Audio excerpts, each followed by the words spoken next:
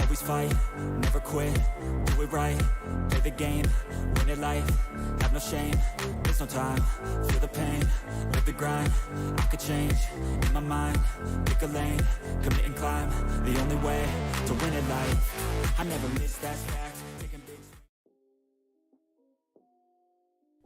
What is going on, everybody, and welcome back for week number 4 of the ECAC Top 8 Plays of the Week.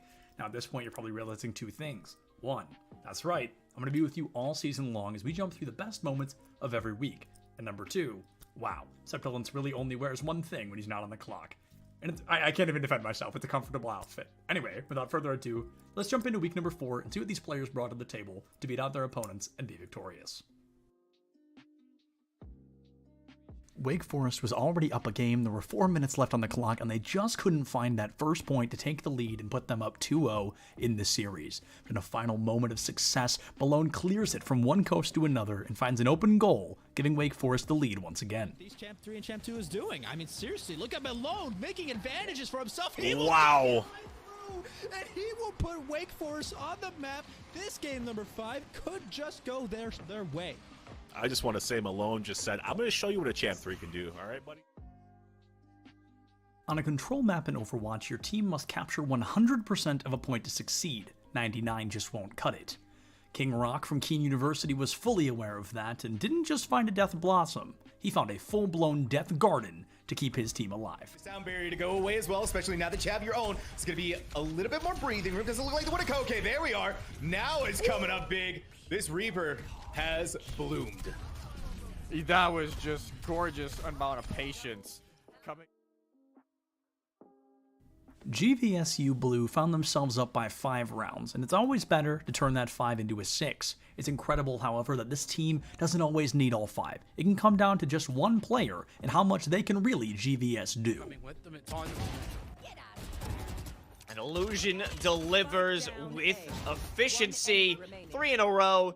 No time left, even if they had the chance at Orbital Strike out of the last. This battle between Muskingum and St. Francis was insanely close. Only 3 players in a round, and there were 1 player left on both sides, both down to their final stock. Things were looking pretty strong for St. Francis, their Luigi only at 40%, but it was up to Splat to do anything but. Just keep him off stage with that Zerg. Oh, If that spot didn't- right here if for that- Teo.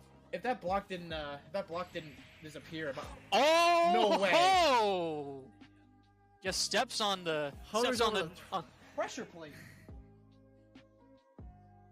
A tale as old as time, Pace White versus Pace Gold, and Pace White's morale was through the roof as they won a fight, but little did they know, this was Lofi's world, and they wouldn't be living in it for much longer. Going in with the blade. Uh-oh, Blade is out. It's hacked. It doesn't matter, though. Slashes away for 2. Looking for a 3rd. Looking for 4. Won't get it just yet on the Blade. However, the slash and dash works out. Lofi's got 3. Looking for everybody else on this team. It's a white. The Inkling versus Ganondorf matchup is not very good for Ganondorf, but let's be honest, which matchups are? In this clip, we're going to be watching as JD from Fisher learns the hard way that you never really want to meet an Inkling off stage.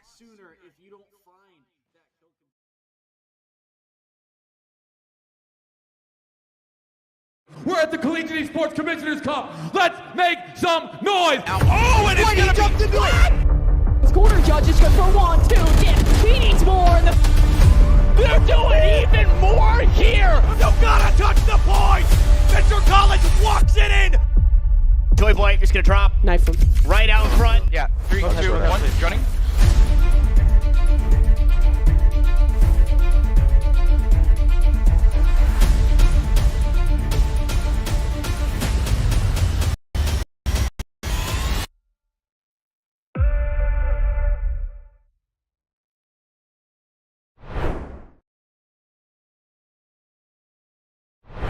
Good evening, everyone, and welcome back to another exciting evening of collegiate esports right here on Esports U Live. I'll be your host, Paulie Hype, and I'm so excited to walk you through not only a summary of what we saw last night on Esports U, but also what we have in store for us this evening. But before we do, let's check out what happened last night, Monday, February 6th. It was a match from the ECAC Super Smash Bros. Ultimate, featuring 2 powerhouse teams in Northwood University versus Juanita College. The last time we saw Northwood was in the ECAC Fall 2022 final against Fisher Falcons, and they want to make sure they make it back to the finals this time around again. Northwood starter was Big Higgs, and on his signature Jigglypuff, and he rolled his way all over both Hollow and Fry from Juanita College. Big Higgs tried his hardest to make it a sweep, but with only 1 stock left, he fell to Juanita's Huggies. It was an uphill battle for Juanita to take the win, but Sensational's Sephiroth, try to say that 3 times fast, was too sensational and took game 1. Game 2, we saw Northwood's mysterious third, SGP, come into the fray, and he quickly took out the last man, Hollow, with only dropping 1 stock. Fry was soon to follow afterwards, leaving Huggies as the last man against SGP, but the Wii Fit trainers' hits were just too strong to give Northwood University the 2-0 victory in the ECAC week number 2. The week 1 just started last week. We've seen some of these matches play out as we are still in the early standings of the ECAC. However, let's talk about now this evening, February 7th, this wonderful Tuesday, as we are going to take away and step away from Super Smash Bros. Ultimate and head over to the ECAC Valorant Division A, which is a Valorant skill set of Diamond to Radiant, so the top division in ECAC. Tonight at 8 p.m. EST, coming up right after this, we have 2 great universities competing against each other. In the blue corner, Stockton University, bringing their team of St. PJ, Somnus, Strat, Not Jason, and Comedic. And in the red corner, going against Saginaw Valley State University, Valorant Red. And their team comprised of 5 players: Spec, 10 Stitches, Ashton T, Apex Jesus, Slade, and Captain Mills. So that's going to be on the docket tonight. Enjoy Valorant, as it's going to be a best of 3 affair right here on Esports U Live. That's going to do it here, as we are still learning the standings in the ECAC across all the games, as we are now in week number 2 of the spring split. So without further ado, let's throw it over to the casters. Let's get hype right here, because it's Tuesday on Esports U Live, and we're bringing to you the very best in collegiate esports. Casters, over to you.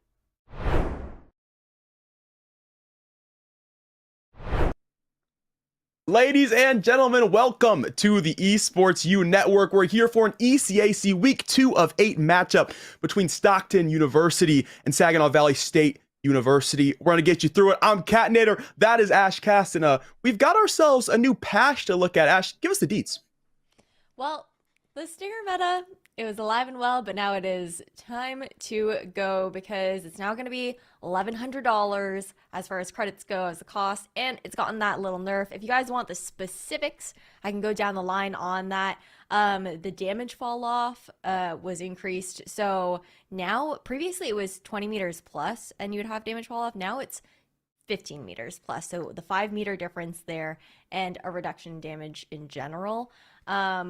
So that's kind of sad. For a while there, Kat, we had a lot of like round 2 buy-ups. You force up to the Stinger, and it was anybody's game instead of like the typical like first 2 rounds in your pocket Valorant.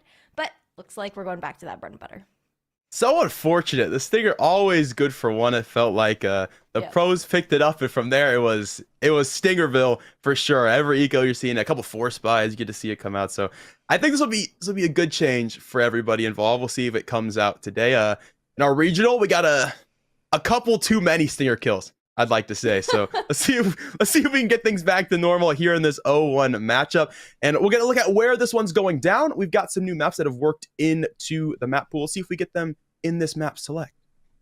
Yeah, I'm looking forward to it. I mean, Bind and Breeze are completely out, right? Lotus is now in and ends up being a pick for SVSU as well. This is not a map that we've really seen anybody been playing on as far as outside of scrims and whatnot. So I'm interested to see how it's going to pan out as map number 2. Yeah, I'm really surprised it's not just the permaban going in, right? It's so new as a map, and I think a lot of teams really haven't figured out how to play it. Even from the sense of compositionally, we've seen the teams manage to make Harbor's curved wall look very good. That tidal wave with options onto the B site for how close some of these links are. So I'm interested in what the composition is going to look like. And it's nice that it's map number 2. So we're guaranteed to see it in this series. It's not sent away to the third map where if you get a 2-0, it doesn't come in. So that'll be interesting. Map number 1, very common. You know it, you love it. It's Ascent. You see her every day. You know exactly what that one looks like. So that'll be no funny business. And then Split, a map that you have seen before if you're familiar with Valorant. If you're new, you know, maybe you think it's a surprise. You wonder why your ranked teammates play it so well. It's because it was originally in the game. So a lot of teams know how to play Split. They know how to play it well. The only thing is that mid control, and we'll see how that one works out, especially because I think teams that have been scrimming Lotus have brought a new look to Split in terms of compositions based on what they play on that map. Yeah, it's going to be really interesting. I think having those two as the last, like the second and third as well, is scary because if you're not ready for the Lotus pick, it could be an easy sweep for a team who is a lot more prepared. But the fact that it wasn't an insta-ban right off the bat gives me a bit of hope that either or could come out on top. Yeah, I think we got some QVC players here in this one too, because they took away Fracture, they took away Pearl. They didn't want to play these long-range angles. They would get up close and personal, go into Lotus into Split. I think momentum could be a big thing, but it'll start on even slates here on Ascent. So we'll jump into this map 1 for our agent Stockton. See if we get anything different. I'm not expecting to, though. Well, for map number 1, we already got some hovers going down. KJ's still that really standard pick here on Ascent. Very rarely do you see a Sentinel flexing off of the Killjoy. Sometimes for Cypher, but she can just do so much damage with the mollies that it can be hard to take away from that, especially on an attacking post plant situation, right? But otherwise, everything looks pretty standard here. Like you said, it's Ascent. There aren't very rarely any surprises. Yeah, I mean, really, you can't get too crazy, right? We know what works. We played the map so many times. I'll ask you, Ash, what do you feel about the Astra going into the Omen? I think players have their choices when it comes to Omen one ways, but how do you feel Astra slots into the map? I think it really depends on the play style of the team, right? Astra is going to be there if you're going to have a high amount of coordination as far as like all of your team members. But if you want your controller to be able to kind of like go off and do their own thing more so, Omen's a great pick in that sense. Definitely still obviously a team player, being able to use that paranoia to near sight to help scale up. But otherwise with Astra, you're going to be hearing like a lot of comms, usually a lot of mid-round calling from that player as well. All right, interesting. I personally am a big Astra fan, always been. Been an Astra man since the day she came in.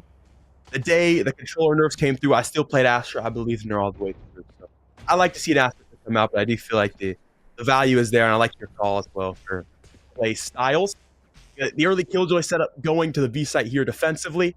We've got a more split default than I think what we usually see on a pistol round. Yeah, looking to play it slow. A lot of teams, especially on Ascent, sometimes go for that kind of high gear, high pace right off the bat. But instead, taking this time to kind of learn where SVSU is actually looking to play. And first point of contact here going to be towards tree, actually, with the 0 point going out. Does find information, allows the dark cover to be thrown by SVSU, as SU continue to garner for that mid control, now looking towards arches. That'll be the first point of contact here onto Pizza. 3 enemies in his wake. He goes deep back fountain. Look for the Shrouded Step. Does get away into Smashton's Peak, but caught by Comedic when the reswing comes through. That's space into mid early, looking for that B split mid market. Now B control nearly given up, but a fast rotation already coming out from SVSU. Managed to close out this door. Nice flick from Somnus as well. Good for 2. One enemy remaining. Now it's sight for the taking plant to go down here. 1v3 in this retake for SVSU. Clean mid split so far. That split default definitely helps to grab that mid control early. That first pick on the Omen, giving them that space and pushing Smashton away. Leave Jesus, the man himself, do a 1v3. 2 low players, definitely a chance to win this one. Turtle give the info away, and St. PJ wants the swing and has got more than that. The frag will come with it. It's Stockton up 1-0 here on the pistol. Nice clean round. Bit of information garnered for SU as well as to generally what SVSU's default is looking like.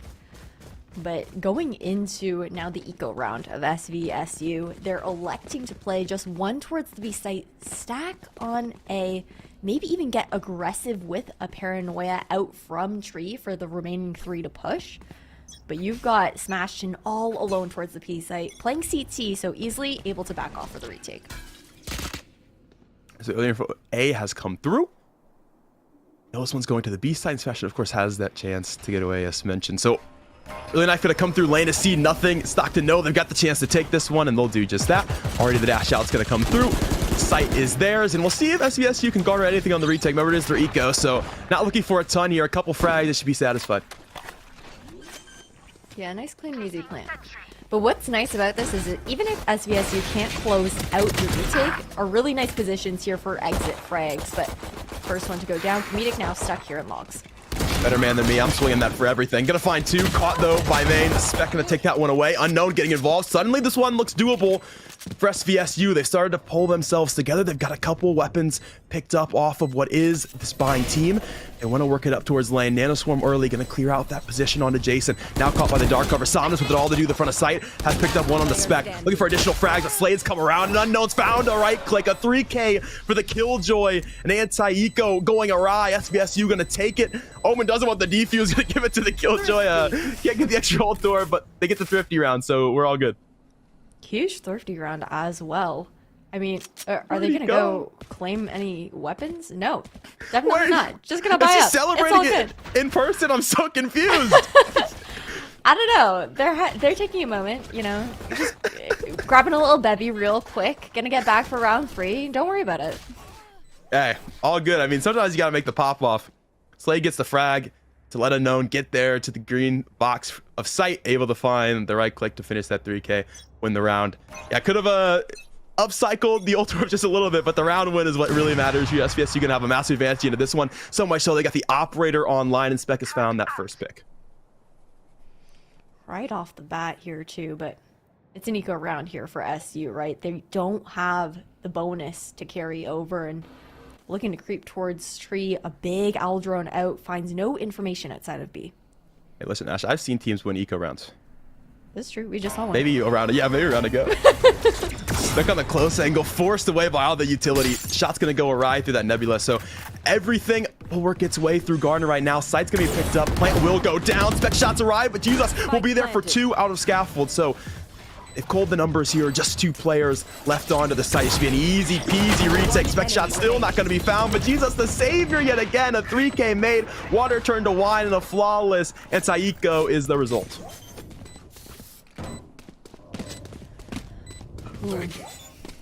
Well done. I mean, it's kind of what you would expect, right, as well when it comes down to it.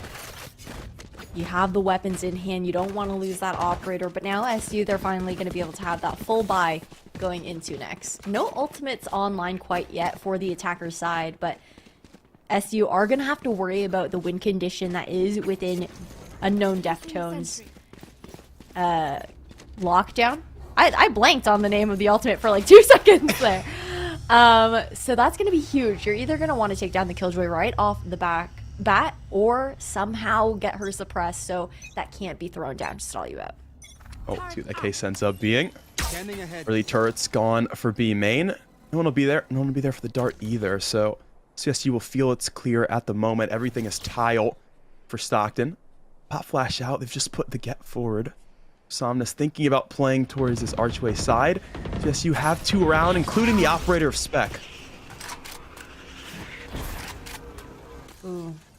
Lockdown taken out right off the bat too.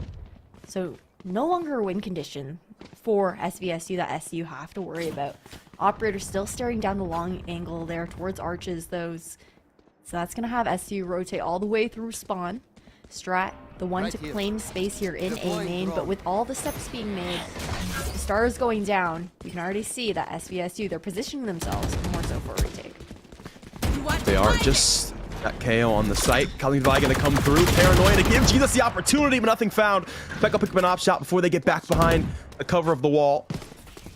So gonna lose the trade still throughout this round as SU take the A site. Plant's gonna come down here momentarily. We'll see what SVSU can cook up on the retake. They're already ready to go for it. Gonna need that poke and prod, and that wall gonna come down now as well. Just gonna have to creep out. 2 seconds until the recon is up and available, but no dash here for Spec, so no tailwind to get out with the op in case he can't land a shot. Finds the dart. First look, doesn't find it. Sade's gonna find the frag because of that. Slade goes down. Everything now just on the scaffolding. It's got way harder for SVSU because of one whiffed off shot. They might call this one off entirely. They'll keep the two most expensive guns alive. The Odin, the Operator, they're trying to head for the hills. Might get caught by the guard and cut off though. St. PJ's got two already. Wants more to go with it in this round. Spec's looking for the shoulder peek. Not quite gonna find it. Wallbangs for the box go awry as well. No one finds anything there in terms of what is the retake. SVSU headed for the hills of the B site, trying to make this safe happen. Just gotta run. Save everything that you can. 2-2 here, though. And taking a look at the money of SVSU, it's going to be able to be a buy-up for the entire team. Still going to see the anti-eco come through. This time, though, it will be important for Unknown to stay alive into the late round, into the potential retake if they can't hold sites. Because of the fact that after this, economy's not looking too great. Going to be a bit of a broken buy otherwise, and you don't want to lose that operator into the hands of the attackers either. Yeah, absolutely. Speaking of that operator, love to see it just get just a little bit more involved in terms of bolts finding their mark. Could be some big turning points in these rounds early. It's a hard one to hit. The shoulder peek through tile. Information going to be there now for Stockton where that operator is located. Creeps its way further down to mid. Nebula will be there, so no vision yet. Slade's going to take St. PJ, so no Nebulas for the rest of the round. Controller's gone for Stockton early. Real shot at this one for the defense. Creeping up into B main though. Smashing does still have the Odin in play here, but the spike is not enough when three are swinging straight into spike down. Intro given here to SVSU, but lockdown's still in play. Try to bowl a split. Smashing's caught out instead. Walking to the B site for Stockton. Early dart info on two. CT side strats looking for info on the rest. We'll find one into mid. She's just gonna fall towards Pizza. Paranoia now, so Strap caught out, and what is it, 1v3, trying to shoot his way out, and Slade won't let it happen. Saunders from the back of sight, hasn't found anything just yet. Jason's so low HP, and that lockdown's gonna come out for the retake. He'll cover all the back of Boathouse. These players have to leave the site. Spexop has caught one trying to make their way towards lane. They know they have to head out, no reason to peek. Can these players find anything? They break the lockdown. Somnus does. The only gonna catch a 3K. All up to Jason now. 13 HP in a 1v3 from the back of Boat. Looking for the first and can't find that one. Unknown will take it. Nanoswarm killing time. They'll jump in now, and that defuse should come through. Yeah, just in the nick of time there. Nothing too much to worry about there for SVSU with just under 4 seconds left on the defuse. But, I mean, I do want to applaud Somnus for that push up, for being able to even take down the lockdown in that situation without getting caught out right off the bat. It did buy enough time, just not enough, and it was down to seconds. Now looking, though, over towards SU, they do have 3 ultimates available here. Blade Storm going to come out right off the bat. Then you can pair, you know, whether it's together or just staggering the KO and KJ ultimates to help you take site or hold it in the post. Yeah. Good old combos going into this one to get them in that site and hopefully hold it on the post point as well. This round definitely not out the wayside just yet, even though Somnus going to be playing without an actual weapon in their hands. Just the 5 knives. Got to be accurate with these. Early 0 point from the defense has not found anything as they're late to scale Gelato. Give them a chance at this one. You see the pings early. That mini-map looking towards Wine. They know they're here late, so they will take the time to clear it. Gonna wait that dark cover out as well. No info anywhere else on the map. It's a full scale, a full 5 towards A. I love that they didn't actually commit a player there, but just force SU to use utility to clear it out. Owl Drone to go check towards site. Now locked down to come out as well, and the pop flash not able to come through due to the suppress. But it will be a 5v5 on this retake. We're going to be looking towards that KO ultimate from SU in the post point here to hold. This might be one of the world's worst rounds. That null command for the post point as well. It's going to be all up to gunfire here. Somnus is caught early from hell. Spams are on their way. Frag going to come forward. Specs picked up one early. That's the controller gone. St. PJ falls down towards main. Pop flash to get the team out of scaffold. The waterfall's on its way. Unknown find one's on the flank. Strat has 2 from generator. That fight continues on. Somnus and Blade Storm. All that's left in this one, and Slade will take down the last 2. SVSU have found themselves another round. It's 4-2 at the end of the day. With the retake play too, just allowing SU to take towards site, buying a little bit of time thanks to that dark cover, though that was deep in aiming for the rotation to come through, for the pinch to actually happen. and thus we didn't see the null command that we were expecting coming out from Comedic to hold towards site. Instead, Jesus gets the chance to pop his first, and now we're looking into an eco round here for SU. There we are. Asylumist will take a Marshall. It's sheriffs across the board everywhere else. And this was one day ago, Ash. How many of those are stingers? If it was a day ago, probably a lot. I mean, it depends. Some players aren't built for the stinger, like don't feel comfortable on it. Definitely better off like just locking onto heads, but the stinger meta was nasty when it was alive and well. See if the shot from Spec will be nasty as well. Strat's gonna catch the side of the arm there. It's a significant amount of damage. Spec lucky to still be alive in this one. 70 HP to their name. Break the shield. They'll break 70 of the white health and will be able to get away. KJ setup going to be what Stockton looks to walk to right now. They've broken the turret. That'll give info. KJ is going to be in this direction. Pretty patient about it, seeing if they can catch anything early. Recognizing on the eco, naturally at a disadvantage. Entry power down there for SU. And another dark cover to go out here towards B main as well. Presence detected here on Comedic only. But what's tough is you already see such a heavy lean towards the B site. Looking impossible for this B take here for SU. And rotation actually going to be called off really late though. Only 30 seconds left to dash over towards A. Yeah, I wonder how quickly SVSU read this, because the only pressure they've seen thus far has been on the B site. Noise cut this long, certainly there's got to be something going on. We'll see. Strat's going to wait, going to play patiently. Work towards Garden, waiting for the rest of the team to make their way out through A main. Play to hold the close angle. Vandal Hand can shut down this early initiator presence. Just 13 seconds. Worried that they don't get the site here with this spike. 10 now. You need 4 to plant. Strat will pick up 1. That's a big one to clear up Garden. Maybe a second to come with it. Plant going to start its way down now. No one kills it. It will get down, and it has a chance to play the post. Smash is going to find one early. They'll look to reset just a moment here. They've got time. Post plant established, but getting rather quickly raided upon us. The team going to make their way out towards Scaffold. Double Updraft hasn't found its value and will now. St. PJ going to fall to the Bladestorm. Spec going to dash into trouble and finds the right click. A 3K for the Jet. That just leaves the Killjoy and Wine. Nano Sword pop kills the Jet. A chance of this one. A 1-on-2. Jason into Wine. First look is here and can't take it home. Killed by the Doppelganger. SVSU yet again successful on the retake. Well played, but almost down to the wire there. That got a little close for comfort for a moment. Luckily, we did see a lot of kills. I believe that was 3 in the hands of Spec to have that impact on the retake situation. But things did get a little bit dodgy for a moment. Regardless, I mean, SU, they did a lot of damage on their eco round, but SVSU still able to take it home, still have the money situation to buy up in full here.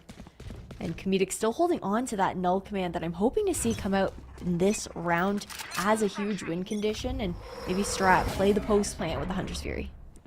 Keep our eyes on it. Spawn wall's up yet again. Dueling 0 points going to come through. Both get info on just the one. Calls for a dark cover to get expended early. Just one in the hands of the Omen, and St. PJ might walk directly into their grass. Has done just that. Slade will pick it up early archway. The lurking Astra caught off. That smokes away from Stockton for this round. We'll see if that win condition comes out because of it, and yet it has. Execution towards site, and all of a sudden, attackers are dwindling. Only 2 left. Both initiators here, and the plant to go down in front. Nice little shock does land some damage, but Spec straight through. Gonna earn that last kill, and Strat in a 1v4. 1v4. No one about here. Sitting to hell. Looking for that first 1v1 and won't be able to take it home. Will fall as SVSU have found their 3rd A-site retake in a row. So the fuse spike yet again to the front of the generator. Now they lead by 4. You can also see how calculated their retake is towards the A site as well. They usually have someone pinching towards tree or towards A main. They're constantly leaning their efforts more towards the B side as far as just hard holding with that KJ utility. Having that confidence and knowing that their retake is probably cleaner towards the A side, which it has been. I mean, every single round win here for SVSU has been a defuse round. And now Lockdown is in play once again. And On the side of SU, I mean, they don't have too much money to work with. The Cosmic Divide is available, though. Slow scaling for Stockton. Extra players coming towards mid as well. Caught the Omen early here. Well, the Omen caught them, I guess I should say. Won't be here this time around. Drone's going to be out early. Sound nothing B lobby. Lost respect to sneak their operator up. It's dangerous in mid right now. They do manage to break out. Jason going to take that cat opportunity. Kills the Omen of Slade and has a chance to work this angle. Spec still out of tile. Trying to find a little extra value. Trying to wallbang this Killjoy. Hasn't found it just yet. Honey's Fury going to come out into this one to get them into the A side. Allows Somnus to take Jesus from the back of Dice. Dodges his own teammates, Hunter's Fury, and they are into the site. 0 point clears nothing scaffold. They know they have room. Plant will go down. SVSU, can they retake it for a 4th time? But look at the position of St. PJ right now. On the Ray flank, it does take down the alarm bot, though. So has to back up just a little bit more. And Unknown now gonna have to re-clear here towards who will come out on top. It's Unknown. Lockdown available here in a 3v3 as well. Oh, Strat. The early frag to come through on the Spec. We'll find Smashton as well. The scaffolding retakers are gone. Lockdown's activated for Unknown, but he's got to activate the frags as well. Flash turn, Strat will find it. A 3K for the Sova in a 3rd round for Stockton. They deny the retake. Important round win there for SU as well, because I believe they did force up in that previous round. So otherwise, money would not have been looking too hot, but everything is going to be okay. Now SVSU has a bit of pressure on them as far as their economy goes. No super impactful ultimates on the SVSU side, so I'm still looking towards SU with those win conditions. They have the lockdown, they have that Cosmic Divide available to make the execute and the hold worthwhile. The extra player over to the A side in this round. The SVSU defense. It's quite literally just the Sova and a turret friend over towards B. So that'll be the retake site in this round. This drone should get a significant amount of info on what this setup looks like. I see nothing but the turret, and we'll see if they want to scale this one pretty quickly off that info. No Molly's not worried about here that are towards lane, right? There is one placed here on switch. 4-door. Lockdown. Going to be popped here, but Unknown still going to continue peeking, and okay, both now laid down here, so with due time Molly's will be popped and stall that push onto site. Players paranoia, they have managed to step out and stalled indeed. Strat just barely staying alive. Jason will get through, pinged there and still alive as well. Spike will make its way. Plant is going to come down here onto the B site. SVSU just a little bit healthier for a retake opportunity. It's always like a 5v5 or 4v5 retake too here for SVSU. The numbers doing wonders, and now St. PJ couldn't even relay info that a flank was impending. Somnus with op in hand will be watching towards lane. We're seeing 3 and a double into his hands. Takes 2 with the op at the same time. Spec gonna send one back, and Jesus gonna get ball from lane. Comes down for 2. Comedic got all to do, and Spec's up. Will hit the mark, finds the body shot to win out the retake. A 5-on-4 retake seen yet again, and SVSU will be the victors. They lead by 4 yet again. It's really just, it's the post plant, right? I mean, SVSU, they're not afraid to give up space when necessary. If they aren't confident in a hold, they're not going to take unnecessary gunfights. They're going to completely back off to retake as a team, and SU are struggling to position themselves because of the fact that SVSU are able to just do it so quickly. It's so much pressure right off the bat before the plant even starts, and you can't settle yourselves into your maybe typical post-plant situations and crossfires. You're kind of scrambling to find an answer. Yeah, absolutely. And I love the way SVSU plays that round. The fact that SU, for the last 4 rounds, have been over onto the A site. They put the extra player there. They leave just the Sova, and they give that space once it comes through.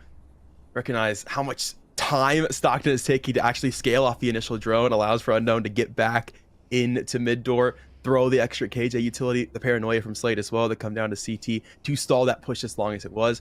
They never get a chance to really comfortably get set up on the post point, as you mentioned. The one round that we see converted over in round 9. Stockton are in scaffold. They're already up garden. They're finding the early cutoff for the retake, where Strat's able to find 2 up towards scaffolding. And every other round, they're holding towards hell. They're stuck in what is main. They don't have the opportunity to hold this close, and because of that, their post plant is just so much weaker. So SVSU so confident on that retake. The point you bring up, and it really is shown here in the matchup. So we'll see if Stockton can get in just a little bit deeper, can hold a little bit closer, and find an opportunity to bring this to a 7-5. I really would like to see them be a little bit disrespectful in the sense of maybe trying to push into spawn on a post plant situation. Just try to find that extra space, but now here, once again, we're seeing the aggression coming through towards B main. Owl drone not to find much, and operator revealed as well. Semi-deep. Yeah, I was gonna say like a very odd mid smoke to get like pressure towards bottom arches, but you don't find much. I feel like this game could be a blowout if Spec hit a couple more of these off shots. But nonetheless, Jesus will find one from A main, holding what is a very difficult position right now, hoping the Killjoy from sight can be helpful. But St. PJ gonna hit a massive shot to guarantee a Vandal in their control. Unknown has swung back though out of Dice to pick up 2. Caught by the bolt right now. Will get spammed through the smoke by St. PJ with his newfound Vandal, taking the toy out for good use in the party. For Spec now as well, and has his number. Takes the arm out, shoots it away, and we'll have a 3K on to the round. Make it 2-on-2. Comedic's tuck the bolt. Cosmic Divide going to go up to guard off Scaffold. 2v2 situation though. Players are split as well. Comedic looking to duck into hell. Risky position because cannot trade if St. PJ needs it. Be an interesting peek when it does come through. Waited the smoke. Slade see nothing still. They're tucked towards hell. Wall now faded. Got the chance at this one. Smoke straight onto the spike. Slade looking to start. It gets pulled away though. The Astra gonna find damage. All the util coming out. Comedic looking to swing. Has found one. Looking for the second. Slade 1v2 and caught in the blender. St. PJ will take a 4K for their troubles. It's a 4th round for Stockton. Last round before the switch. Really nicely played there by SU, and part of the reason why that could come to fruition too is because SVSU respected the Cosmic Divide a lot in that situation, not even trying to jump down despite having the vision from tree. But now it's going to be a broken bye here for SVSU on the last round of this half, not able to force up full. It's going to be a mishmash of rifles and eco weapons. And Smash him? Does he know? Somebody got to DM him. He'll find out. He'll find out pretty quickly. We'll see, you know, maybe he's a Stinger demon, doesn't matter. Fall off or not. Hey, it still goes dummy. Okay, we'll see. We'll definitely see. A quiet early round for SU. No, they're a bit disadvantaged here. Gonna see if they can get any early mistakes to capitalize off of. Just playing slow. Little pop flash out. But for the first time, we're seeing Unknown already kind of set up here towards the A site. Never throwing down the mollies too early, usually saving them for a lineup or to stall later in case the commit doesn't come through. The turret's taken down now, and ooh, first blood. That's into unfortunate. The hands of SVSU. Nothing like dying to an opponent that you can't see and can't see you. Spec will take it through the nebula. That's the first look converted. SU playing down a man for the retake, and talked about it before. Hard for them to hold these post plants here when they don't have the extra space. They won in this round. Can they change the tail? Okay, ghost shot's gonna come out. Now the swing out of scaffolding. Somna's gonna pick up one. A second to go with it. Shooting their way out of hell. Will have help as well. That hasn't been seen just yet. Jason can swing. Will pick up 2. Slade 1-on-1 now. Chance to get this one up 4 at the half, but Jason won't let it happen. A 3K for the Killjoy, saving the day from the doorway. We'll bring it within 2. Nice little comeback after the timeout here for SU. Now only 2 away from tying things up, and we were swapping sides now too. It's a fresh look across the board here with pistols, eco, ultimates, all reset. But I'm just talking about Unknown right now on the side of SVSU is having one hell of a game. 16-6 at the moment, and it's not always been like due to utility or anything like that. Like, he's just been hitting his shots today.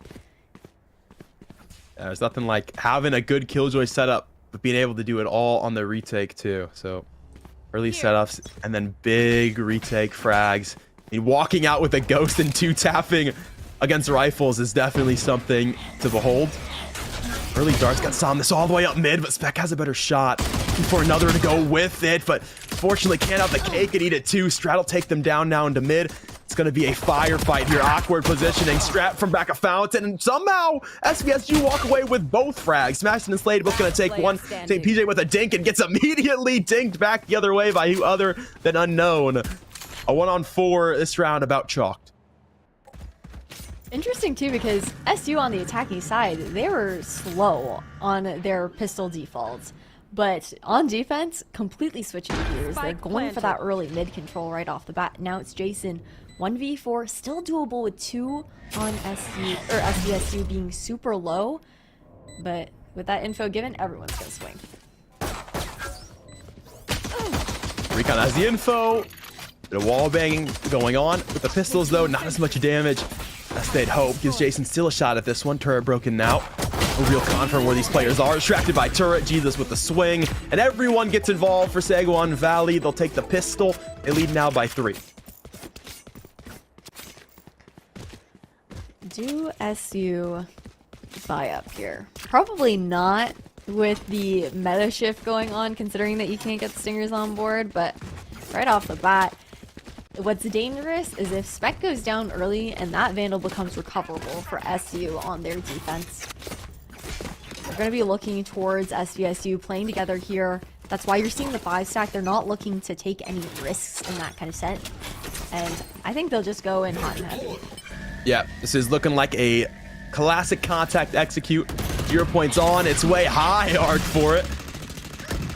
I don't think it tags the Astro, but Smashing certainly has through that dark cover. So that's the first look picked up. Space opened up in SVSU. They have the advantage in terms of positioning, the advantage in terms of weaponry. Expecting them to walk away. Let's see how clean they can make it, though. Oh, I can't believe Comedic actually lived there. He only had like a couple health left, just nearly missed that shock, but Smashing's just staring down Scaffold right now, not allowing anyone on SU to take space. Another spray down allows 3K. Yeah, if it's not my shock bolt to do it, it'll be my spray through smoke. Smashing finally getting to finish the kill on the Comedic. Recon's on its way. Not tag the players in the dark cover. Does force Jason out where he's caught by Slade. And Strat has watched his whole team die. It's your turn next, big dog. Or will you take it to the spike? Looking for something coming away in this one. Shots will go awry and the spike will take him down finally. That'll end the round. Slade, fortunately, falls too. A little bit of collateral damage. Just a little late. So, I mean, the exit frag attempt did glean at least 1 player death on the side of SVSU, but still, it's going to be a really strong bonus for SVSU with that Vandal in hands here. Full loadout for the SU side. Little bit of miscalculation, having to pick up that Bulldog there for St. PJ. Once again, SVSU, they're leaning towards the A side. The question is if they go as 5 again, but with those pings towards mid, looking to split. But they are. We just jet. Guard over tile. Nothing spotted. Nothing spotted on the recon either from B main. So that's some early info to be picked up. Somnus caught by the paranoia. Dash window activated. Let's see what he finds going into this one. There's the smoke to confirm this is where the push is coming. Drone is going to clear first, and Slade will have it with the Stinger. It's still active, baby. Yes, He's sir. got a Vandal picked up because of it.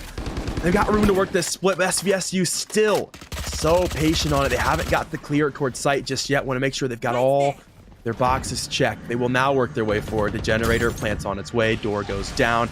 Positioning here for the Omen. Yeah, do they see this coming in tree? There's 3 players working their way up to break door together for the retake. Pop Flash thought about. There's the swing to come through. Just 1 for Slade. So cold very early. Just 1 player advantage. With that concealment. Nebula out as well, just to cover up towards front Jenny, but with the mollies down Interesting. on the ground here. Looking to Got broken. stall. Got broken. Though, 'cause Unknown is doing damage, and the crossfires aren't gonna allow much to happen there. And that was... Wait, hold on. Yep. It was like going one way, and then all of a sudden it was not going that way, and I didn't even get to see how we ended up to the end of the story. You know, sometimes you walk in and you shoot the people and yeah, defuse the spike, you know? You know that word. You know? Yeah, respect. You're not wrong. Sometimes that does happen. that was just so chaotic, and then all of a sudden over, but not in the favor of who I thought it was going to be over for. Very fair, very fair. Yeah, actually, because that door rather quickly. Alarmbot setup got shot out, which was not helpful for containing the door side players. PJ gonna contain the mid players at the very least. It's called Spec back with Fountain. It's created a 1-player advantage for the team down into this round. As SVSU, they're reeling after it, you know. So we were gonna go mid. Do we still want to go mid, guys? And the buddy system will be on their side as they still work through this archway. Oh, pop flash out, but Alarmbot to worry about. Now another star pulled down there. So gravity well already expended here by Snake PJ. Nobody able to capitalize off the information though. But look at where SU is all positioned. I mean, they could easily ready. crunch. Yeah, they're ready for this one. 0 Point gonna spot these 2 players out. So SVSU at least rise to it happening, but Strat nonetheless, I don't care if you know, I'll still find 2. Jason will find another from CT Stare, and the hold has been good. Somnus will finish the last. And Stockton hold very much strong into what was going to be a look down mid-market.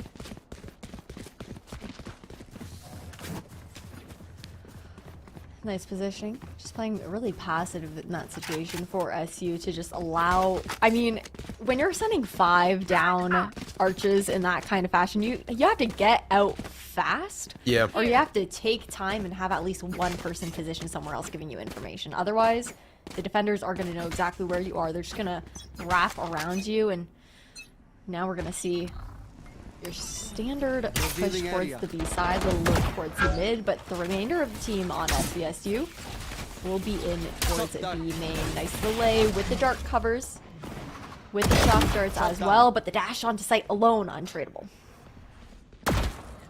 See if they're able to at least put this Jet's death to use the rest of the round. Spike's gonna fall. The Strats and PJ will pick up 1, and it is just a Stockton show on the inside eco. I mean, go find the last. It's 1 round that separates the 2 teams to a tied scoreline. Looking towards the buy-up now here for SVSU. I want to see a bit of a change in positioning here for the most part. I mean, especially on their ecos, which makes sense, but even on some of their buys, they've gone for generally like 4-1 or all 5 pushes. And look at this read coming out from Somnus. SVSU, they're leaning back towards the A site, which is the only place that they found success. Now Somnus has that off in hand. I'm sweating. Still gonna be close to get him out. Dash away, hasn't found the first. They still want to expend the star. They use the Cloudburst instead. So you're gonna keep those stars up and at them. And the thing about Asher is always, you only got 4 to work with. You could spend them quickly, and then what are you gonna do? And they still, just now, are gonna put that thing activated. Pull will come through. They've stalled the push pretty well thus far. Really nice fragments to delay that time, that push in. It'll be a 5v5 retake here towards the A site. We saw SVSU with so much success on the retakes towards A. Let's see if they can hold. Comedic definitely seems like they might be aware of the antics of Spec here towards Cap. See how deep they get in this clear. Your point will tell the story. Are they aware of it? They've got the null command to walk into site here for the retake. Yeah, you're right. They do not know. Ashcast, is there an opportunity here for Spec? Kamik's found 1. Spec from door. There's the first. Everything on site will get on a dodge, allowing the A main players to get involved. Unknown falls now. And Spec with it all to do. Found the first. They find another. They just cannot. The Sova has come through and found a 3K. They'll get the KO back alive. That rifle's coming forward in the next round as well. And things are all tied up. Ooh, that was so awkward, and partially due to the dark cover that was thrown out towards tree, right? So no clear line of sight for that reflank to come out, and now SVSU, they're calling a timeout here. I did like the look from SVSU, the adjustments that they made to have success on that site take. I like the positioning of Spec as well towards Cat. I just think that the timing was a little bit off. SU, especially with that null command in hand, had a huge win condition and advantage on that retaking round. But now I'm looking towards SVSU, switching things up, maybe going more for a default, finding that information, because for SU right now, they haven't really had that pressure about worrying about a flank or worrying about SVSU playing like slow and for info. Yeah, very true. You see a light bike come out of this round. significant ults to work with for SVSU, but it takes a lot to really be willing to thrust those forward into this one. Momentum definitely in the Stockton camp, so good timing for the timeout at the very least. 4 rounds in a row is definitely nothing to scoff at, I'd say. Definitely time to consider, you know, maybe the problem is me this whole time. Maybe I gotta get myself together. So we'll see what they've discussed in a minute's time. Discussed a couple stingers and possibly a B rush. Possibly. I think what I'm looking for here is Jesus going to grab that B main orb if possible. With the lean towards mid, I don't think it's going to happen. But just to have it at least one notch closer to being online in the next round if he survives somehow through here, right? I was going to say, probably active if he does grab because yeah, exactly. short-sighted to live in this round for sure. Alarm bots will spot Spec. Graphics expended to get out of the gravity well. A lot of Intel killed early mid. A chance for this split as they start to work farther into B. Spec's got space in mid-market. PJ's still going to hold strong on the angle, though. Smashes across. Jesus finds one with a stinger. And from far away. Damage fall off to be darned. That's the first opportunity. A chance to get into this one. Just one player at the back of the side. It's just the killjoy of Jason. And he's fallen to a ghost. A 2-tap from unknown going to be the difference. That's another rifle picked up for Sagwan Valley. Real chance they win this one. Comedic going to be here on the flank along with Strat CT. They both found themselves 2. Make this one a 3-on-3. A low Sagwan Valley, but they've made it to the post plant. They made it farther than we thought they would in this eco round. Wait! Annihilated! That is so sad. Absolutely tragic. And Comedic is on a tear. Back handle in hand. Can't close it out. A 4K here for Comedic on the retake. And SU, they earn double digits. Well, for an eco, Sagwan Valley made the take look pretty good. Unfortunately, Comedic made the retake look that much better. I think part of the reason why it worked out for SVSU, not only just because of the frags that came through, but previously when they tried to take B with that really aggressive mid take, it was, I believe, 4 or 5 of them. So this time positioning themselves a little bit differently, having 2 towards B main to have that late pressure kind of catch SU off guard and hoping that that conditioning was done from the previous time. But now, as we move into this next round here, it's full buy across the board here for SVSU. They've got an operator on the attacking side here in hand of Spec as well. Right here. But this is almost a must-win round here for SVSU before they're pushed onto another eco and at risk of that match point. Yeah. Pressure on in this one. Couple ults on as well. See if they can utilize them to get themselves this round win, get things back to tie, and get just a little bit of that weight on the shoulders lifted, even for just a couple moments. A very slow round. You can definitely feel the tension for both sides and how impactful this round could be to the end of the game. Presence detected though. Still just like slow contacts up, right? Falls back with the operator Spec. Now going for tree. Close angles to clear with the op.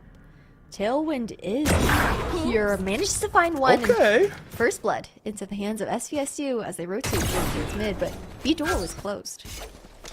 Always interesting to see what the attacking operator can bring to the table. He's brought the first pick in this round for SVSU.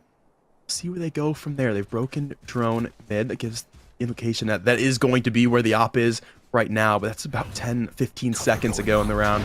Now no info for Stockton. You see how passively they play right now. They do put the Killjoy pretty deep. The CT stare. Same thing now with the Sova. Looking for this B split. Alarm bot will get activated. Players will move. Can Stockton hold this? Now regrouping here towards main. That's for a fake from the shadows out. And I'm actually, where is he going on the map? I don't know. I'm going to focus more on sight. They forgot the spike, bro. They forgot the spike. The round's over. They didn't forget it. He died. Oh! Wait, what did he die to? I don't know. I think it was knives. I think it was an updraft knives, maybe. Kind of situation. Oh, okay. I could be wrong. I was kind of confused. I full missed that. I thought they legitimately just left it.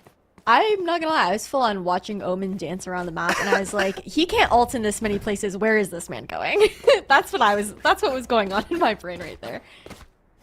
Well, a bit anticlimactic, unfortunately.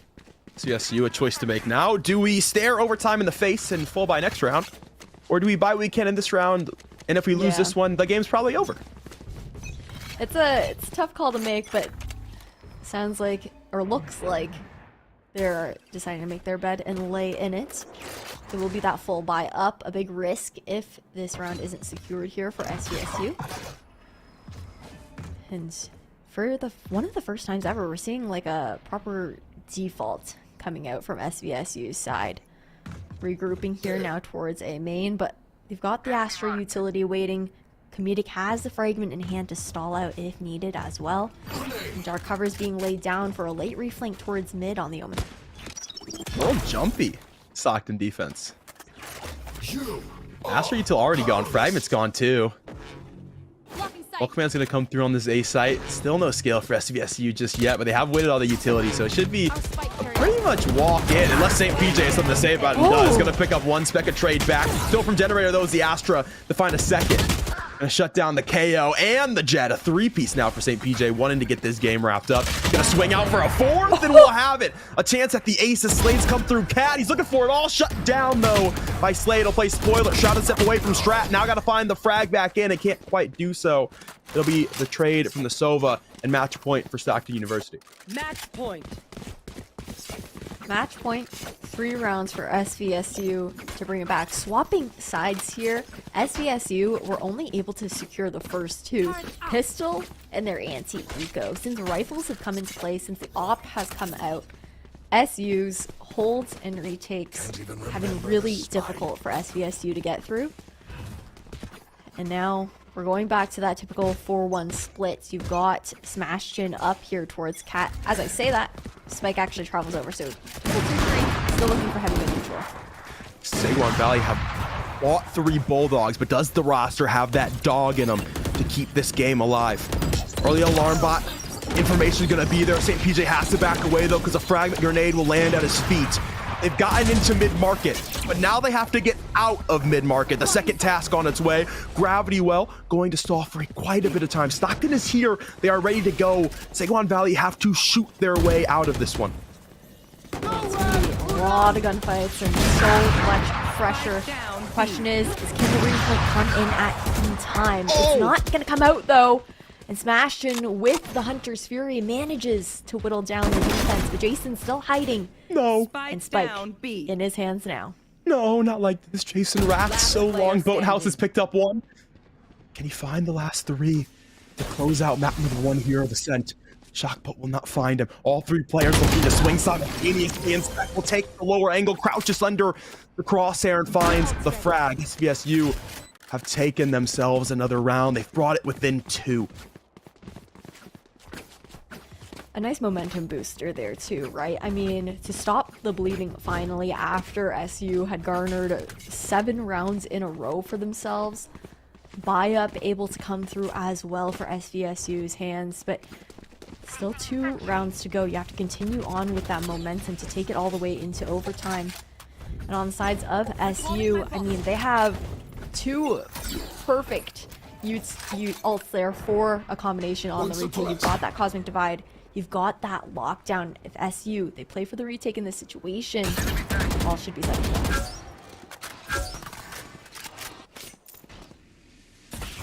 3B lobby control for Stockton. SVSU, quick reactionary offense, gonna look to play towards Garden instead. Flash forward for Spec. Taking space, the fragment will catch Comedic. This puts him into trouble. He'll die to Jesus there.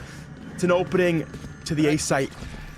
Saguan Valley, one that they're going to take. The plant's going to come down here momentarily. Couple retake ultimates for Stockton to work this one back in. Spike planted. Spike initiated here. A little bit of a delay on that retake though, because St. PJ can't pull out that Cosmic Divide quite yet. Lockdown will go down first, and a hard clear out towards Catwalk just in case. But look at Slade now running down. They cleared it out, but they're not ready. Spec picks up 2 on the flank, just jumping down into scaffolding. Knows a fall, but so worthwhile. Everyone off of A main, though they don't know he's on the spike. He holds on to it. He gets it through the wall. Nobody swings it. The dart is way too late. Wouldn't have killed him anyway. And Stockton will take it, just holding the defuse. 2v4 situation. 2v4 situation and heartbreak there for map number 1. It's tough though, because with that Cosmic Divide, I mean, you can't hear anything. Yeah. But at that point, you kind of just have to have somebody either like swing through, use util if you have it. I like the idea of that reflank towards Cat, but without the sound cues, without being able to actually know, it was a big risk and unfortunately did not pay off. Yeah. You don't have a sound cue, but you do have something in your brain called intuition. It's been that long. Probably on the spike. Not gonna lie. So Stockton will take their map pick off of what is a pseudo ninja defuse. I don't know if you want to call it that or not, but Astral Divide was certainly out of this world. When we come back from break, map 2 will be as well. Lotus up next. Don't go anywhere.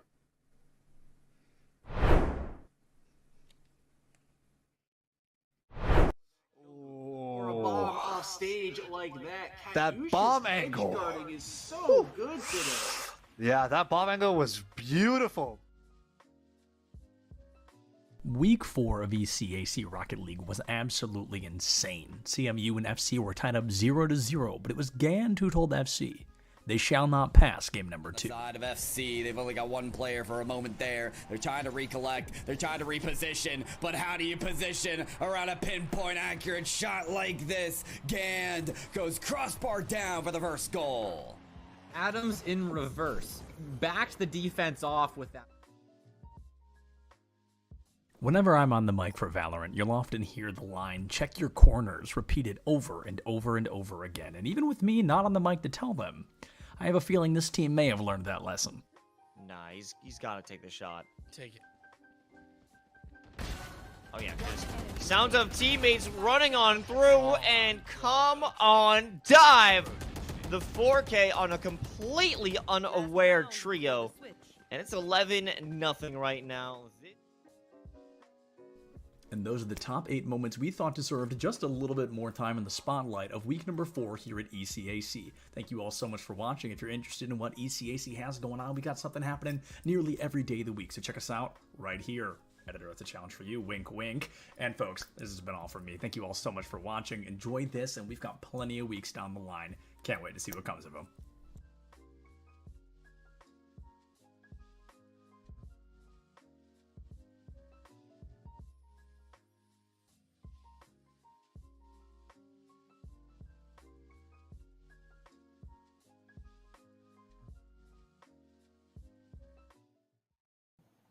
And there's so many other jobs as well that can translate out of this experience in esports. The only path is not just as a player.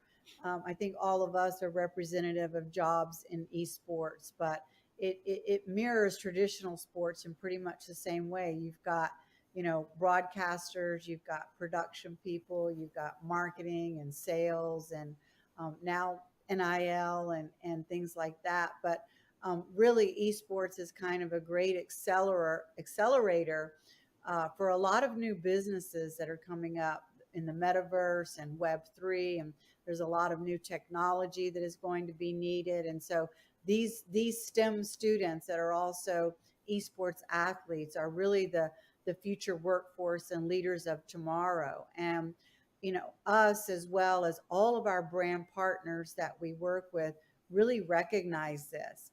And I think that's really, a key driver of why brands are in this space. They want to be part of building that future workforce and leadership and shaping it and supporting it. So, yeah, it's been a very interesting space to watch. And we offer such a big, we offer such a big counterpart to traditional sports also, because it's a counterpart, but it's also the same, is what I'm trying to say. Because when you're traditional sports and they're done after their 2-a-day workout and they're done after their practice scrim, they're coming home to play Call of Duty and relax and put their feet up and get a drink and play video games. It grows their brain, problem-solving skills, and their hand-eye coordination while they're home. Hand-eye coordination, if you're a football player, massive skill. So it helps build those things while they're off the field. And then for us, vice versa, if you're an esports athlete, one of the errors I had growing up when I was competing in esports is that I was not active enough. I played sports, I competed a little bit, but I wasn't active enough truly when I look at it. So that's one area that esports players can learn from in terms of activity and physical and the marrying of both. People say, oh, sports and esports, video games. Not really. We're just kind of the tech industry's competitive form of competition, as to where traditional sports are more physical, hands-on. So I believe in the marrying of these two sectors and that they actually live together while also being counterparts. I think then to speak to something about marrying right from traditional to esports, that to me speaks to this whole new thing. At least again from you guys, right? You guys have more traditional sports background, right? Paul, Mike, and all of that. But I think let's talk NIL then, because I think that's something that I think is really interesting. That at least when I heard about it, right, of what we're trying to do with esports athletes, schools, programs in general. Because it wasn't something you would think normally, right? You could understand, right? Football player on the field, star quarterback. It makes sense, right? The guy is somebody that everybody knows on campus, whether you're on the team, off the team, or you're just going to the school. It makes sense. But I think nowadays it's not as common, or people don't think that they could be somebody that their name is out there, right? Or that they're known, right? As we're growing the space, as we're putting this together, it almost feels really interesting that your star entry in Valorant, or your star forward on Rocket League, right? Whatever the case might be, now they can have NIL deals. It's a thing out there, and I think I don't know. Maybe Mike, you want to start off, but I think Thank you for teeing that up. So I was talking for too long. I forgot to bring NIL into the mix. So it's a common occurrence, occupational hazard. So I would say that. So NIL for I'm sure most of you watching understand what it is, but NIL stands for name, image, and likeness. Name, image, and likeness, that term has been utilized to describe the transition of traditional student athletes, NCAA athletes, and their ability to monetize their name, image, and likeness. It went live July 1st, 2021, and it has continued over the course of the last nearly 14 months now. It's an interesting term because it's been co-opted to describe the NCAA's approach to student athletes being able to make endorsement money or be able to monetize any part of their name, image, and likeness. But it's been around forever, right? We've had athletes endorsing brands for over 100 years. Babe Ruth of the New York Yankees was endorsing brands 100 years ago, and it has continued onward from baseball cards all the way through now, where we have lots of different integrations of how influencers can monetize their followings. So what I would say on the traditional side is it's still a very young space. There are a lot of stories out there regarding NIL that tend to focus on the negative, or how out of control, I put in air quotes, it has gotten. But there is still a burgeoning marketplace for many more student athletes that are involved. About 17% of NCAA athletes are currently involved in NIL, but 65% more than that want to get involved and are curious how to get started. On the flip side, brands are challenged with a few different things in the space. There are 10,000 professional athletes in the United States. Once July 1st, 2021 hit, and you dump every NCAA athlete into that space, that's another 500,000. So brands that maybe didn't have a dedicated athlete strategy when there were 10,000 now have 500,000 plus that 10,000 to figure out how to activate who they are. That's a lot. I understand brands' hesitancy in some instances, but I can tell you that companies like us are on a daily basis educating brands and student athletes as to the software you can use, the types of activations you can get involved in, and how to utilize your followings, or if you don't have to or want to be a social media star, are there ways in which you can monetize it? Now, I know I described that under the umbrella of the NCAA, but I see it as being no different in esports. I think there are massive opportunities for people with followings to be able to use that and connect with brands. I think a company like us can help you to do that. And then beyond that, we can make sure that those transactions are safe for you. I think there are opportunities, not just at the individual competitor level, but at the program level to have a sponsorship go to that. I'm sure some of you out there listening and watching already have deals like that in place, but I think we can continue to enhance, augment those deals and make them more comprehensive and make them, first of all, I think product deals are perfectly fine, but I think we can get beyond that and grow some of these deals to a greater extent. Paulie, thoughts on that? Yeah, what you said is right. So I'll put it in for layman's terms here for just the esports players, because I talk to so many of our athletes that compete in our CECC series. that are currently still in college. And basically when Mike Blewett says NIL, what he's referring to is just very simple. If a brand or any sort of anyone wants to use your school's name or your brand or anything with you, there is a deal for you that can be put in place, whether it's product deal, whether it's a paid endorsement.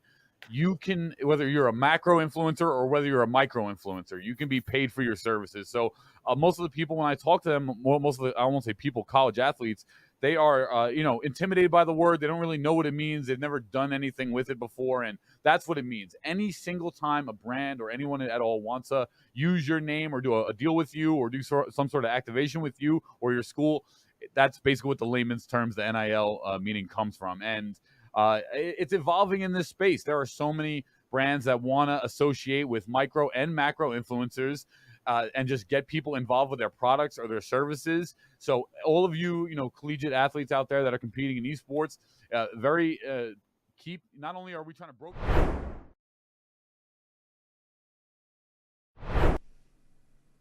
Welcome back, everybody, to week 2 of the ECAC. I'm Ash, and I'm joined here by Catinator and Cat. We just saw a huge comeback coming out from Stockton on their map pick over on Ascent, 13-9 after ending the first half 7-5. There for SVSU. Now we're moving on to map number 2, and that's going to be Lotus. An interesting pick because it'll be one of our first looks in a competitive matchup for this new map. Yeah, we've got to see a lot of collegiate teams throw this into the permaban. It's the newest map. That makes sense, but that is not going to be the case here. Stockton Valley want to make it happen, and hey, well, I'm one to see it. I'm excited.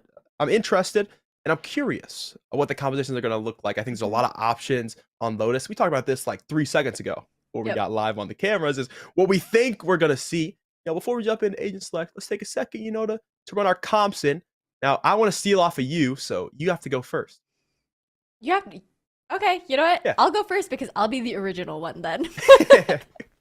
But I think as far as like a core would go, I think that Cypher for the Senti is huge. I mean, KJ is good as well, but when it comes down to it, Cypher is just so much more flexible with his utility. And then we were talking a bit about like the Harbor and Breach. Big agree. I will give you the credit there on you bringing that up. But I definitely agree with you that the initiator on Breach, so much stall potential, especially through A main, which is so long. Harbor, a big one with his smokes. But I think that the other controller option would be Astra is a great pick here on this map as well. So we're playing double controller, Cypher, Harbor, and then Breach. Ash, and then, yeah, fifth. What's up? You need one more. Oh, you want me to give the whole... Yeah, your short one. Well, actually, I don't know. I wouldn't do double control. I was saying that you could either go. Options. Okay. My fault. I think double initiator is stronger on this map, personally. But if you're writing the Cypher 2, you have the Cyber Cages. But Raze is usually the mainstay duelist aside from Jet. But I think that Raze gets a lot more value because of the close quarters. Sites are really small. Okay. Listed like half the agent, but I'm gonna let it slide. Whatever. All right, so here's my comp. Here's my comp. Hopefully it's a stream delay so it doesn't get stolen because, it's going to be the best comp, without a doubt. Okay, I'm ready. I'm running double controller. I don't care what you say. There's a lot of corners, and the best way to not get shot is to not get seen. So I'm running a Harbor. I think the tidal wave is just goated on a map like Lotus. You hit the shoot on the B site, suddenly everything's covered. You know what I'm saying? Yeah, you hit the shoot for the one time. I'm running the Omen. I like the rechargeable smokes. I like the paranoia. I like to go through door and have them not see me. You know what I mean? So I'm running double controller. I'm running Harbor Omen combination. I'm running double initiator on top of it.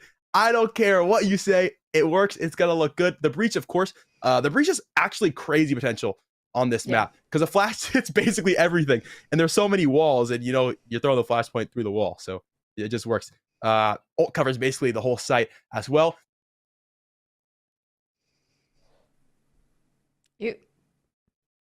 Cat? Well, Cat's gone, so I don't know what's going on with that, man. Unfortunate considering the fact that I guess maybe production just didn't agree with his take there. I'm just joking. There's a little connection issue here. He'll be back soon, hopefully. But I definitely agree with some of those picks there. I think Breach specifically is really great for a main control here on Lotus, whether you're attacking or defending. The fault line just is so long that you can stall out any push towards A main, or just stun whoever's holding towards like the stairs side, right? If they're peeking aggressively. And then I'm just double checking that we will be seeing Cat soon. He's gonna have to do a little bit of a reset there, but yeah, I mean, I think it's gonna be really interesting. I think that there's a lot of potential with any comps here on Lotus because it's so new that it's gonna be a while before we figure out a meta, especially being like the second map with 3 sites and whatnot, but the rotations being so much faster than Haven, thanks to like the doors that are both breakable and the rotatable ones. You can see a lot of teams going for like heavy C presence, and then sometimes they'll just like flip the switch and like head straight into B to catch you off guard, or the other way around. But we are going to be heading over towards Agent Select super soon, so we won't have to wait too much longer to actually find out what these teams are going to be running. And I'm excited because I think the fact that neither of them had it as their first bans off the bat, both should have like really nice potential for great team comps and having the scrims under their belt. But yeah, we are vibing and we are going to figure out what is going on very, very shortly. I'm looking forward to it though, for sure.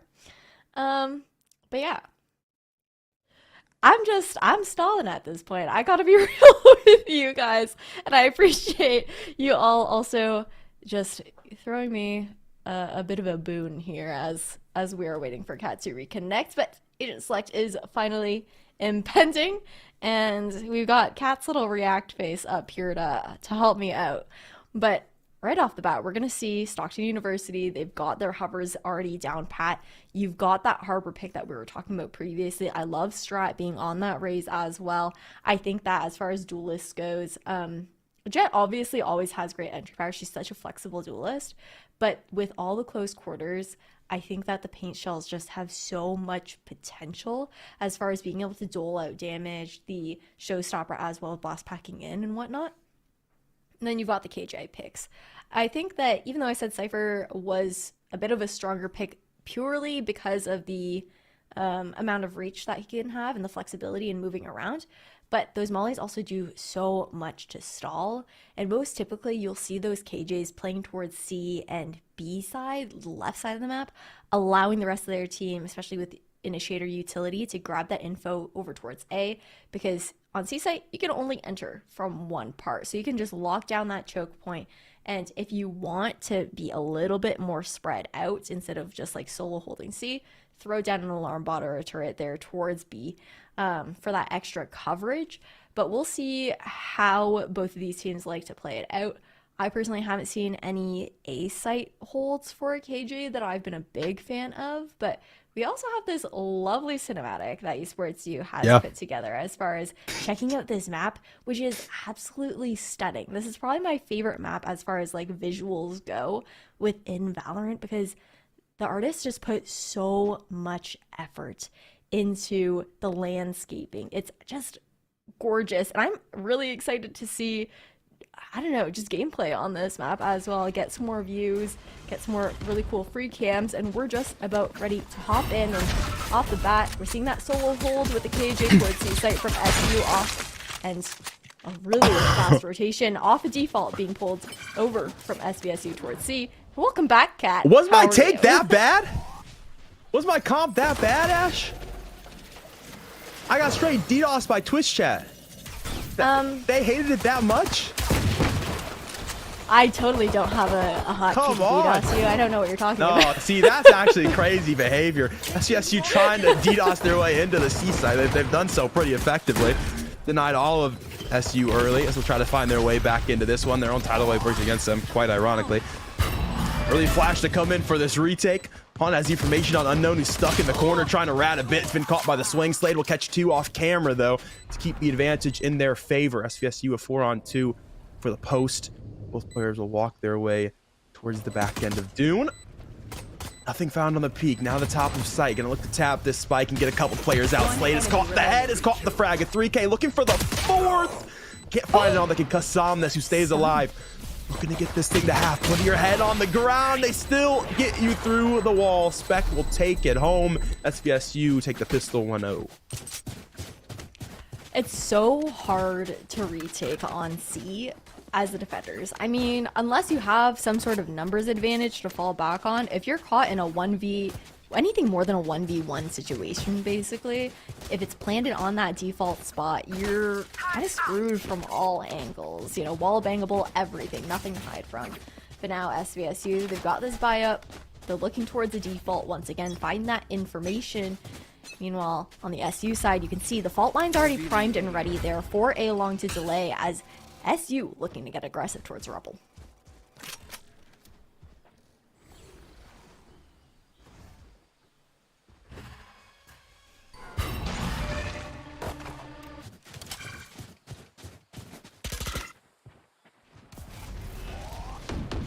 We may have lost Cat once again, but we are going to see the Owl drone out towards site here. Aftershock in towards CT as well. C site completely free for the taking.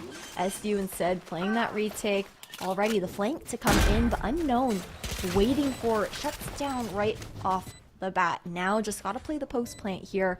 SU, everyone coming in here from CT. You've got the vault line to work with, but no information to be garnered with utility for SU. Nanoswarms thrown down towards site as well. Should be a nice and easy post-plant hold here for SVSU. It's about doing damage here on the side of SU, trying to get some guns out of the hands of SVSU. The double swing from Jesus, though, does shut things down. And a clean 2-0 here for SVSU. And now, SU finally onto the eco. Gonna see that full buy up with rifles in hand. And to give you guys a bit of an update, we are going to be seeing Cat back soon, so please bear with me a little bit longer as I have to solo cast this out. Now SVSU though, they are looking towards the A side, and look at how heavily SU are actually leaning there. They do have a solo hold here on B from Jason. Playing that B link, able to get out really quick if necessary, just going for the fault line. And Specs already revealed here, all the way pushed up towards Rebel. Looking to open doors as well. But playing the tight angle, it's a double swing as well. A trade for a trade though. A kill for a kill. The late work from the Killjoy on the side of SVSU.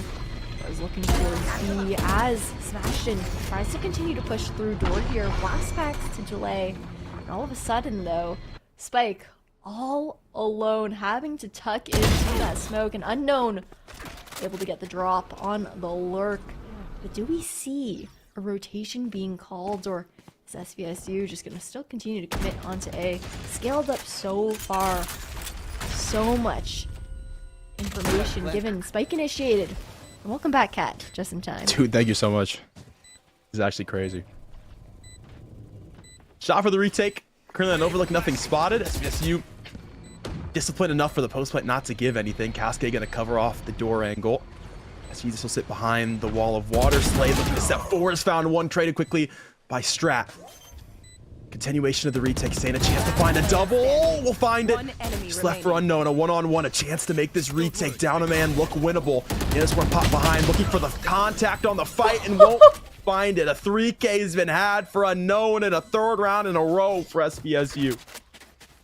Huge for SVSU as well. I mean, no money to work with here on the SU side, having to force into an eco again.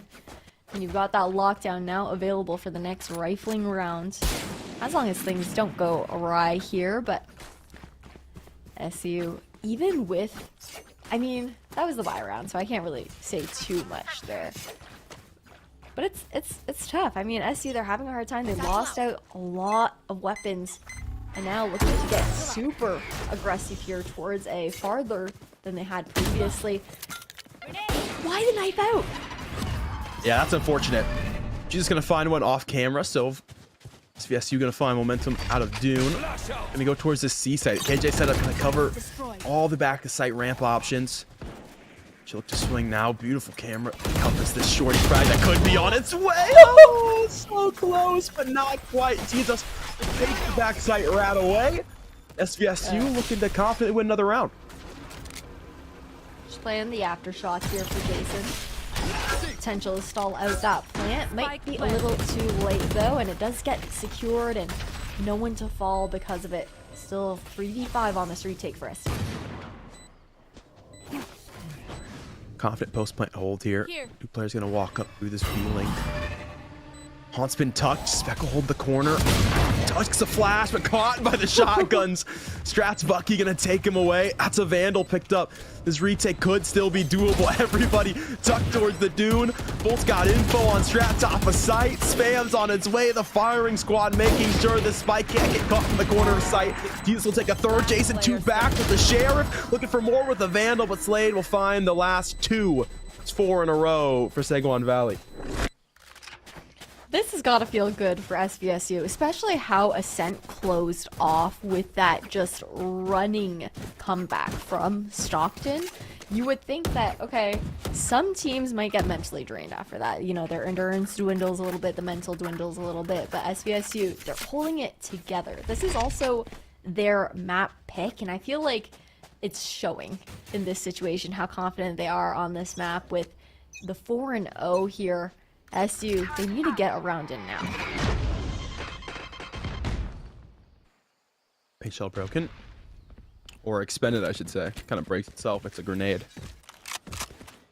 Deny the early root push, but SVSU playing incredibly patient in this round, and why wouldn't they? They know how much control they have over the game, how they have every round thus far. For Shock to now clear root late, and they've been able to scale efficiently. Versus send them across. They'd like to go towards the door angle, and that's where the jet will be for the moment being. Dark cover going to clear up farther, so start to scale towards A, but simultaneously be working up towards the middle of the map, up towards B, and a look towards C side as well. They've got early map control, players expended all over. They can kind of go where they please right now. Yeah, just kind of hanging out, vibing. I mean, C-Site completely locked down by that KJ util right now. SVSU, they're looking for some information, but SU not going to give anything away.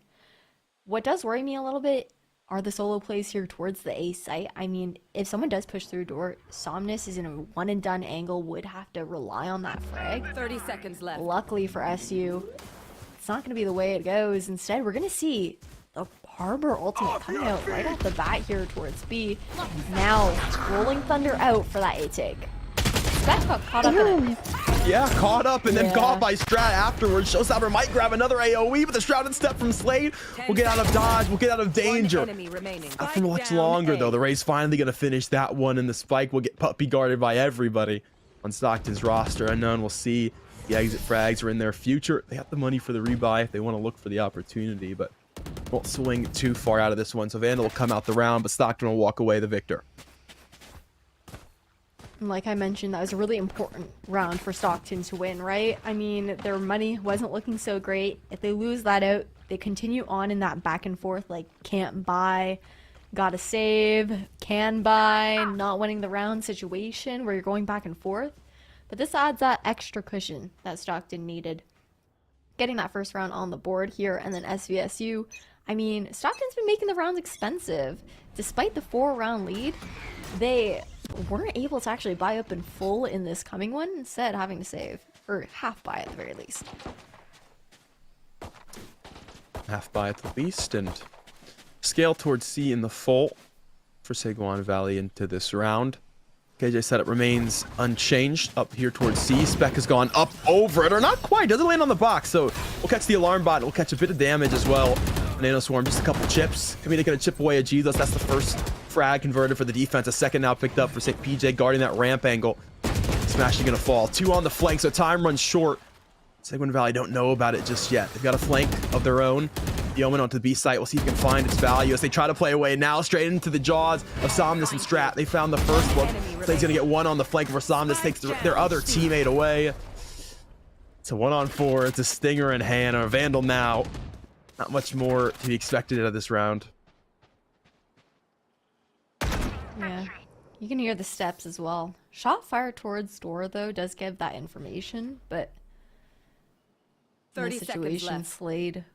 30 seconds left in a 1v4. Unlikely to come out on top. So just looking for some picks. Whittle down that money situation of SU if possible. Yeah, just gonna creep in, look for contact. 10 seconds left. Contact just yet. It'll be the first look towards strap back sight. Both players shooting, neither player quite finding the mark for the frag. This player to recognize. He's got one more shot at it. We'll take down.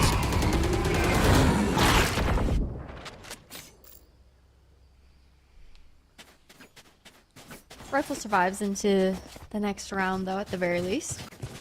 And unfortunately, mid-sentence, it seems like we have lost Cat again. But when it comes down to it, we do have two ultimates to look towards SVSU with here. There is going to be that lockdown available. You've got the Hunter's Fury as well. Hunter's Fury could be really nice for A, just to completely zone off that stairs angle, but also makes it difficult for your team to push towards that choke. Quick shrouded step over from Slade towards Rubble. A nice paranoia thrown out as well. Doors pressure not being given quite yet, but the stairs smoke does come through. The Prowler nearly misses there. Can't find that information, but it's just double swings that SU are playing for here towards the A site. And SVSU, I mean, huge coming out from SU with this stall, but we are going to see it go down to a 3v3 situation regardless. Lockdown being thrown down here in tree just to delay the pushback in. Stall any early pressure out from SU's retake. With spike planted now, you've got two playing here towards the tree side. One just underneath the drop waiting. We're going to see that flashpoint go out. Rolling Thunder to come through here from SU as well, but Spec not caught in it. Able to get one updraft up onto Heaven as well to dodge, but St. PJ is around the corner to equalize. Comedic will be caught out with the turret though. Now St. PJ has to swing, but Jesus, good for both. A 5v2 situation. And SVSU, they continue to find success on the attacking rounds. But to bring it back to earth, we are going to see SU, they do afford another buy-up in this situation. They also have the Nightfall to work with here on the SU side. I think SVSU, they, with the early conditioning that was done, have a lot of pressure from unknowns lurks as well as Slades, so the SU's kind of always hesitant to rotate off really early. Really fast nade to come out though, and shrouded step to Rubble again for Slade to get out of that. Flashpoint up and contact being made. Somnus, not enough time to get out. And that zoning Hunter's Fury does find a bit of a mark to push anyone off of stairs here. And Unknown, once again, with those lurks, always good for one. SVSU, they're finding themselves in a man advantage here. Unknown able to catch another on the rotation. And falling back as well, just kind of delaying, but an open plant, uncovered. Strat, not quite enough to shut it down before the plant succeeds. And it might just be a save round here for SU, but nope. I lied, they're actually going to rotate over. Now, yeah, okay, it's going to be a save. For a second there, I was like, are they really going to go towards Heaven for this? You know, both members being super weak. Money situation not looking too hot. So SVSU, they get to run away with another, but Unknown lurking around the corner might have potential for one more lurk kill. But SU, they're playing it quiet, they're playing it chill, and Strat is actually the one to find Unknown instead. So 3K there, but unfortunately not a round win as SVSU do secure that 6th run on the board. But we are going to see now buy-up coming through once again. And we've actually got a bit of a sub in here. Subtilence. Hey! I'm doing all right. A bit of a sub in and not even in the game. But luckily enough, I was around and I'm happy to hang out here with you, Ash. Looks like I'm joining in a lot of confusion, but I'm going to learn a lot of things considering I've also never cast this map before. So it's going to be a night of a whole lot of firsts. Hey, I appreciate you joining me. Honestly, I was getting really tired of talking to myself. I thought it sounded great, personally. I was on board. One of us did, so I'm glad. But I'm looking forward to seeing how SVSU continue to approach this attacking side. This time, they're 5-manning it here through A main. Yeah, it's been a while since I've seen SVSU, actually. I can't remember the last time I saw them, but an exciting time of them being a pretty strong team, all things considered. It's a 1-1 trade earliest. You know, the Duelist is able to take down the Fade, and then you get taken out by that Showstopper, which I'm glad to see an Elim with it, because that ultimate is tough to take people down with these days. Oh, absolutely.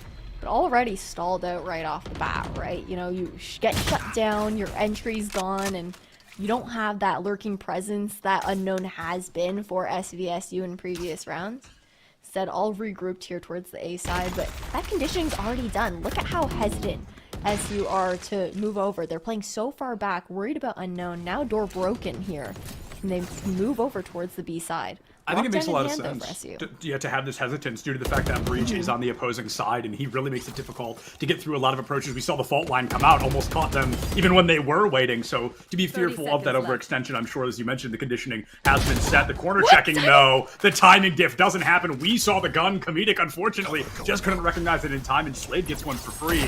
Makes it that much harder for SU to try to turn this around. And Jason makes some magic happen. They're going to try their darndest to do so. Spike initiated, and the same 2 on SU now, stuck in another 2v4 post plant retake. You can't save in this situation, though, instead having to move in, trying to clear out close quarters, but it's crossfires all around the board.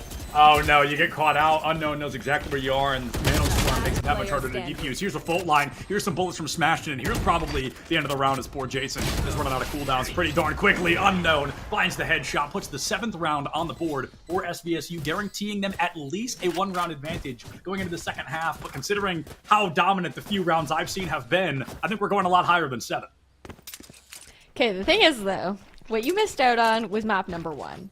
SVSU, they had a 2-round lead at half. That was a 7-5, but we're looking really, really good on defense. Stockton finally kind of figured out what they were doing on their attacking side, but once we swapped, Stockton kind of ran with it, and it ended up closing out 13-10, and Stockton at one point on their defender's half had 7 rounds in a row. So while it's not 7-5 quite yet, Stockton, they did have a big comeback. They didn't allow that to like stall out their mental at all, and it was right off the bat of one of their timeouts that was called. So we're seeing that being called now from St. PJ's again, and I'm looking forward to seeing how Stockton now adjusts, because the difference was honestly right off the bat in the previous map. The difference can usually come off the back of a timeout for a myriad of reasons, right? You've got that 60 seconds to discuss what you want to do next. It can stall the momentum or kind of the power play of your opponents, and it can force you to make some changes that maybe you don't want to. And making changes is going to be tough for SU, for Stockton right now, just due to the fact their economy's in shambles, right? They've got so little to work with. They're going to have to go for entry frags. They're going to have to rely on the overextension of SVSU and try to steal those weapons instead. But Ash, this really might just be one of those rounds where, hey, all we're trying to do is make your pockets hurt. Absolutely. But again, fault line to come out early, right? Does do a lot of stalling potential, but A's completely left open this time from SU. But I like the change of pace. You know, on an eco, they're gonna go try and find some sort of space, find that information. At this point, if you're SU, you know it's the A hit. You know that SVSU should already have sight. You're just gonna play 5v5 retake situation. And at least it's 5v5 this time. Yeah. It's been a 2v5 quite a few times in a row, but Stockton, they've got the full lineup on board here. The lockdown's still in hand. I was stoked to see them not use it in the previous round, but I've got a strong hunch we're probably not going to use it here either, rocking only 5 sheriffs. It's just about finding eliminations where we can, and if you get, let's say, 2 or 3 rifles, then sure, maybe go for the lockdown if you feel you need it, but right now it's about doing as much as we can with as little as we have. Yeah, and time's ticking here too, right? So even if you can't get the defuse, at least try and take all those guns out of the hands of SVSU. A trade for a trade to start things off, but it's just exit plays that SU are looking for. They want to take SVSU down with them, you know, do a bit of that damage to the economy. Question is, how many? And SVSU, 3 of them actually get out scot-free. That's crazy. You know, we saw that fade bullet just barely miss the head of the Jet walking away on spec. Maybe counting their lucky stars off it. 3 rifles survived the round, and SVSU, the goal was to make their pockets hurt, and instead their pockets grow a little deeper. 2 of them going to be nearing max credits at the end of this upcoming round. And for Stockton, if they lose this one, Ash, again, we're going to find as that first, oh my goodness, as the final round of that half, they're going to have nothing to their name. It's really going to be a hero play. Yeah, and then the scary thing is, like, you have 3 ultimates available, right? But the question is if Stockton has to expend all 3 of them to secure this next round, it doesn't leave them as much to work with, and all those win conditions gone for the last one of the half.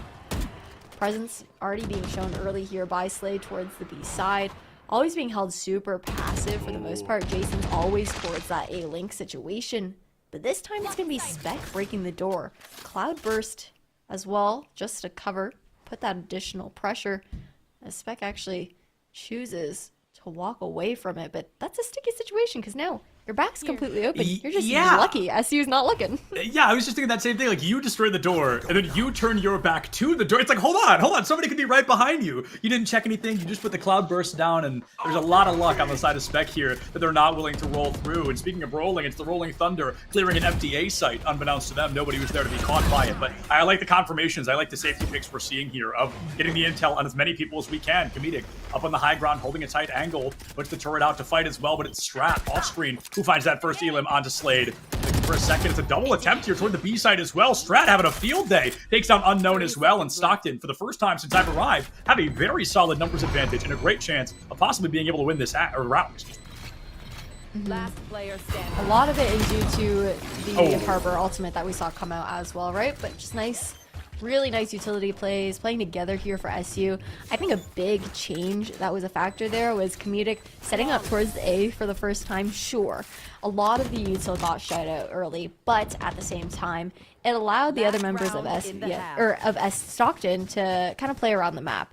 They were waiting through B for Unknown to flank once again, thus punishing it for one of the first times where Unknown wasn't actually able to get the drop off on someone. Unknown not finding that first blood or that early elimination has been a clear pace setter, right? The tide's turning in that moment. Harbor pun accidentally intended, but the point is made, Ash. I think you brought up a great point as well, that Harbor ultimate makes a lot of space. It gets the stun and it pulls enough focus for Stockton to find the eliminations necessary. They've done it once with the Harbor ult. Now things change, of course. They've only got that Nightfall in the lockdown. The lockdown they've been sitting on for a while. It looks like when they use it, they want to make sure they use it correctly. Hasn't been quite the perfect moment yet, but might be an early one to come out. Instead, looking to completely stall the C take. I mean, it'll be taken regardless, but it's a question of if you're going to commit to getting that plant down. It will go out in default here from Slade, but this is... Oh, no! It doesn't even land! This was a calculated risk. Oh, and it's a 2-for-1 trade. We've got 3 players detained right now. Somehow Spec is the one to sneak in, get rid of Somnus and St. PJ. An incredible moment there. The Omen lives to tell the tale, gets the spike plant down moments later, and puts SVSU in a phenomenal position to make this a 9-3 going into the second half. I've got to say, like you said, Ash, absolutely calculated risk, and one where clearly they knew the reward was just around the corner. I just can't believe that happened, Speaking of to be corners. honest. Yeah, it's everywhere. Yeah, wow. A flawless to end the round. The Killjoy Venn diagram is something we see super often on a lot of maps, but seeing 2 of those get 3 people, that's like 2 more than normal, if any at all. So the value there, everybody was wanting to stay close together. Nobody wanted to overextend or give up their positioning, and I think it had a huge play in costing Stockton that hold. Absolutely. I think the thing with Lotus as well is just the fact that there's so many corridors. Someone could sneak behind you from anywhere on the map. Like, there's just going to be some sort of crack that you can slip through. And that's part of the worry about backing off so far, too, is like, is anyone lurking around the corner? One of you guys vibing over here, waiting for us to kind of rotate off? But we are swapping sides now. It's pistol round. An important round for Stockton to win, but at the very least, they do have the map advantage, currently being 1-0, so SVSU looking to stay alive. Oh, what? They're not quite able to do so yet. It's going to be a 2-2 trade as the duelists are both really trying to make waves for their teams. SVSU finds themselves with a 1-player numbers advantage, and I mean, it's basically 2. Is poor Jason. You flick him in the ribs and he's going to fold like a lawn chair. The spike plant is absolutely the name of the game right now, Ash. They want those 400 credits in their pocket, but with this kind of double split approach. I don't know if it's the intention of Strat trying to pull focus towards B just like that, of kind of faking it toward the B site, but leaving poor 2 HP Jason with the spike by himself. That's another incredible risk. It's definitely a big risk of planting in a really safe spot here too, because Jason doesn't really have any other options. Can't go for that open plant towards main. But you gotta just survive in that situation. You don't know who's around where, but Jason actually looking to get aggressive here. Try to catch one off guard in towards CT. But, oh, they're gonna dart it. Jason had 2 ways to go there, and I like the option they took. Unfortunately, it's not going to work out. SVSU finds all 5, with only 2 of their players getting eliminations, and that is the 10th round win, hitting double digits there. Stockton, when they lost 2 at the beginning and a 3rd was soon to fall, I think they did everything right. They got the spike plant down, and the expectations of winning that round were low, but they did as much as they could to try and set themselves up here for greatness in round number 2.5. See, normally I would say, okay, you got the spike initiated. Sure, SVSU, they're at double digits now. You got a bit extra money in your pocket, though. Are we going to see a force? Jason is buying up to a Spectre, but don't forget, today was the day the Stinger was nerfed. It's more expensive, the damage fall off is greater now as well, and the meta is falling off, and you can tell from this buy. But with how many rounds SU's down, they can't do anything but try and buy up anyways. Buy up is always a nerve-wracking moment to be in, and hopefully it can work well for Stockton. The Spectre slowly returning back to the greatness it once had now that the Stinger's a little harder to work with. It's always scary, Ash, because if they lose this one, all of a sudden there's 2 rounds left. One of those they absolutely cannot buy for, and then they find their backs against the wall. But a win could be just around the corner. If Slade finds this lineup early, it's going to be a devastating blow against Stockton. Absolutely, because that's your controller down as well. For the first time, though, SU are looking for that direct C contact push, and SVSU have a read. They've stacked 2 towards C for the first time ever. Smokes are going out as well here for the team, and this vault line is going to cause a lot of chaos to lay that push. Vault line into Nano Swarm, the first elimination in favor of Stockton with their weapons disadvantage. They're going to need as many as they can get. The spike plant goes down in a safe spot. No wall bangs happening here. Stockton's got it up and running. The KJ turret pulls focus, but Strat doesn't want to swing with it. Wants to hold the corner, wants to find a free limb if they can get it. Grabbing that Vandal out of this Jet's hands right now could be huge. There goes one. The second on the corner goes for the paint shell instead, but luckily enough, Somnus was there to take him down. Slade. Oh no! Oh no! Strat's own paint shell. They were at 3 HP, and they were in the radius. It's a devastating blow, but luckily enough, it's not going to be too damaging to the team. Not quite yet. Fault line onto Spike, smashed and caught out by it. Goes for the spray and pray into the smoke, finds one, can't find the remaining 2. And Somnus is 3K. Keeps Stockton looking all right, walking away with 2 rifles. Okay, 1 rifles. A worthwhile and necessary force when it comes down to it. So SU, they have a bit more of that opportunity now to climb through those trenches, to get up into the double digits as SVSU secured for themselves in that first pistol round. But SVSU, now they're the ones that have to go onto the eco. They have that disadvantage, and they're looking to get aggressive. It should be a fast paranoia out towards A main, and SVSU largely just trying to run behind SU. I wonder if SU just rolls with it or if they try to fight. Rolling with it might be the name of the game, but this team has definitely proven to be a scrappy one in the short time I have gotten to see them. They want to look for the fight, a hard rush into B site. So they might be able to get an early plant. The retake coming out from SVSU quickly. Slade hides into the alcove there. Doesn't push through it. Instead, it's Somnus who finds that first blood. Spec can't find the Elim, but Unknown will put down one of their own. I like what we're seeing from SVSU. They kind of bought in the second round. They didn't win it in this time. They're going to try to win it with as little as they can so their economy doesn't completely fall into shambles, and it helps prevent the idea of a snowball. That's huge there. The Classics just working miracle runs. A Bulldog in a hand now. If Unknown can do that with a Classic, what are they going to do with a Bulldog? Last player standing. Oh? Maybe nothing. Tough situation there. I mean, Definitely. It's such a weird site too. You've got a whole plethora of smokes coming out from several players. Compact. Yes, and then you've got like the up-down angles. Like you've got that quote-unquote Heaven B angle, the little window there. Then you've got the fountain that dips like so low in so many places that people could be.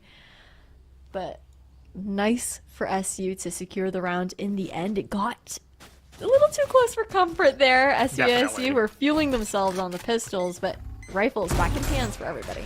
And Ash, you talked about the turnaround we saw in the second half back on Ascent.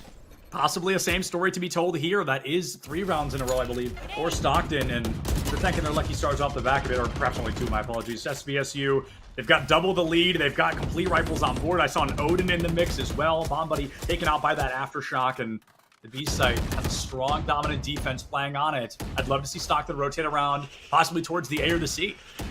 I'm surprised to see Strat investing so much raise utility before the rotation was actually being pulled over towards the C site. You know, trying to draw that attention, but right into the smoke. Spec, unfortunate for SVSU, will fall. First blood into the hands of SU here as they make their way into the KJ's trap here. It's tough to push through, but when it comes down to it, they just gotta walk around.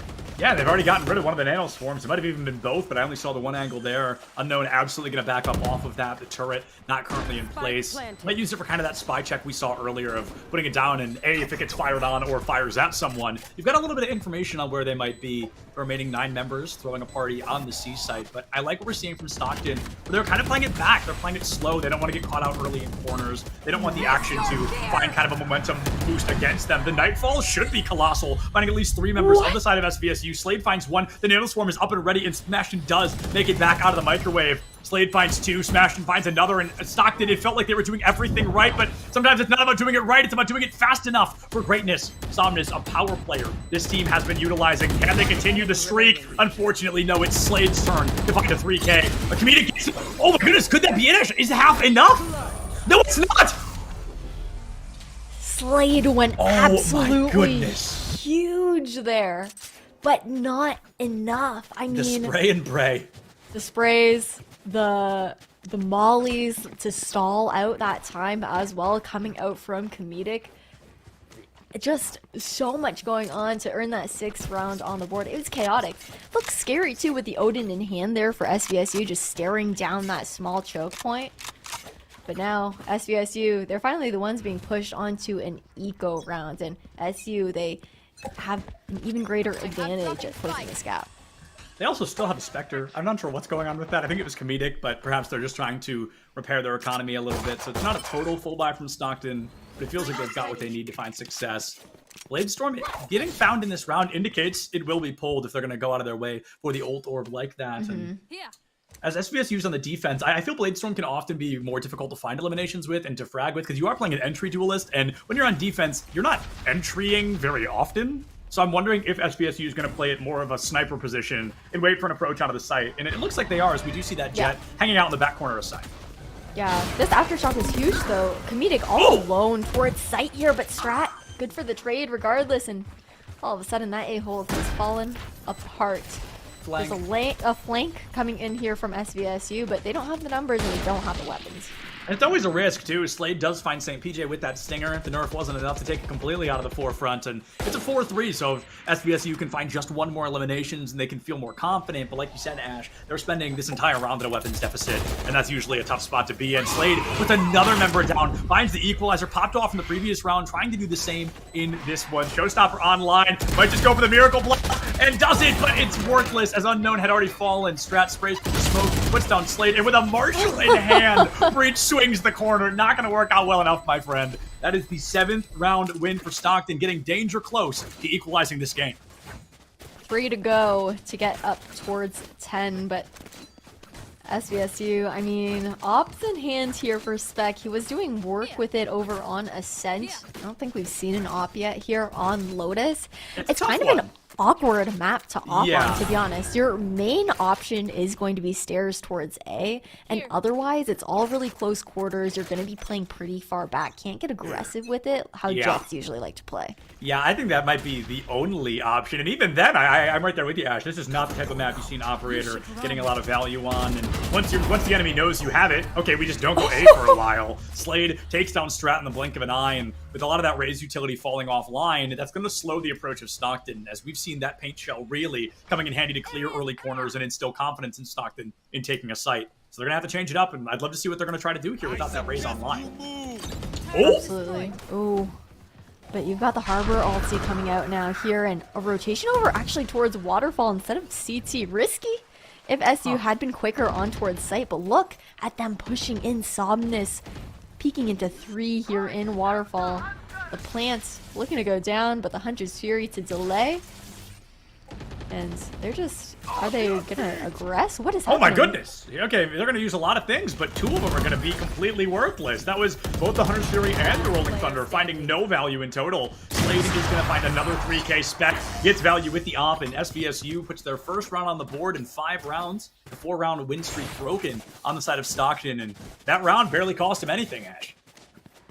Okay, I see the idea that SU had, you know, the Rolling Thunder into Waterfall, knowing that there's several players there. Sure. You have the disadvantage of having a lot of pressure on you when you're trying to get that spike initiated, but SVSU were completely respecting it. I feel like swinging in that situation, leaving your planter alone is so risky, and now it's going to be difficult for SU to climb back up because despite these round wins, they've been losing a lot of guns in the process. They don't have the economy cushion for this. And then it's funny, at the beginning of that, I was like, yeah, that wasn't super expensive. And then while you were talking, I realized, oh, they did use 2 entire ultimates. So perhaps it was expensive in a different right than simply the economy. Now, they know that Spec has the off, so even pretending to go A here is a very fascinating choice in my book, because something just like that is going to happen. Perhaps the peak was supposed to happen post-wall or post-vault line, but it didn't, and you lose your raise again in the previous round when you lost that entry. The rest of it kind of crumbled around you, and the team wasn't able to capitalize fast enough. They're going to completely bail on the A site now, Ash. I'd like to see them force into a B, maybe even into a C, as both of those are very close quarters combat style sites. The operator gets little to no value, and it might force SVSU to play on a back foot with that operator on hand. They're playing passive C2. The KJ setup isn't strong by any means, but still committing here towards the B side. Spec, with a sliver of a crack, manages to take down Comedic. I didn't even see And now, yeah, rotation being pulled though. Turret knows, and St. PJ looking for a peek here in Waterfall. PJ might get kind of a pseudo flank. The alarm bot online, and that's even given away. I'm not sure if Unknown's going to let this happen. A classic in hand for the time being. Saint swings the corner, knows that somebody is just barely on the run, can smell blood in the water, and I'd be shocked to see them extend any further than they are here. Maybe they're really just going after those elims. The right click could be disastrous. There goes Slate. There goes Jason, and Unknown will fall. I thought we were going to get a classic miracle run, but no. Goes down Swig, 29 HP, Spec a 3K to boot, and all of a sudden, SVSU on match points. Our penultimate round possibly has just come to a close. The other thing is, SU forced up in that round. They had a mishmash of like, there was a sheriff, 3 rifles, and another eco weapon. Now we're sitting on a broken buy. So SVSU, yep, nothing to work with. Potential Insomnus if they can either get a pick or some alt orbs, because 3 are available here on Lotus.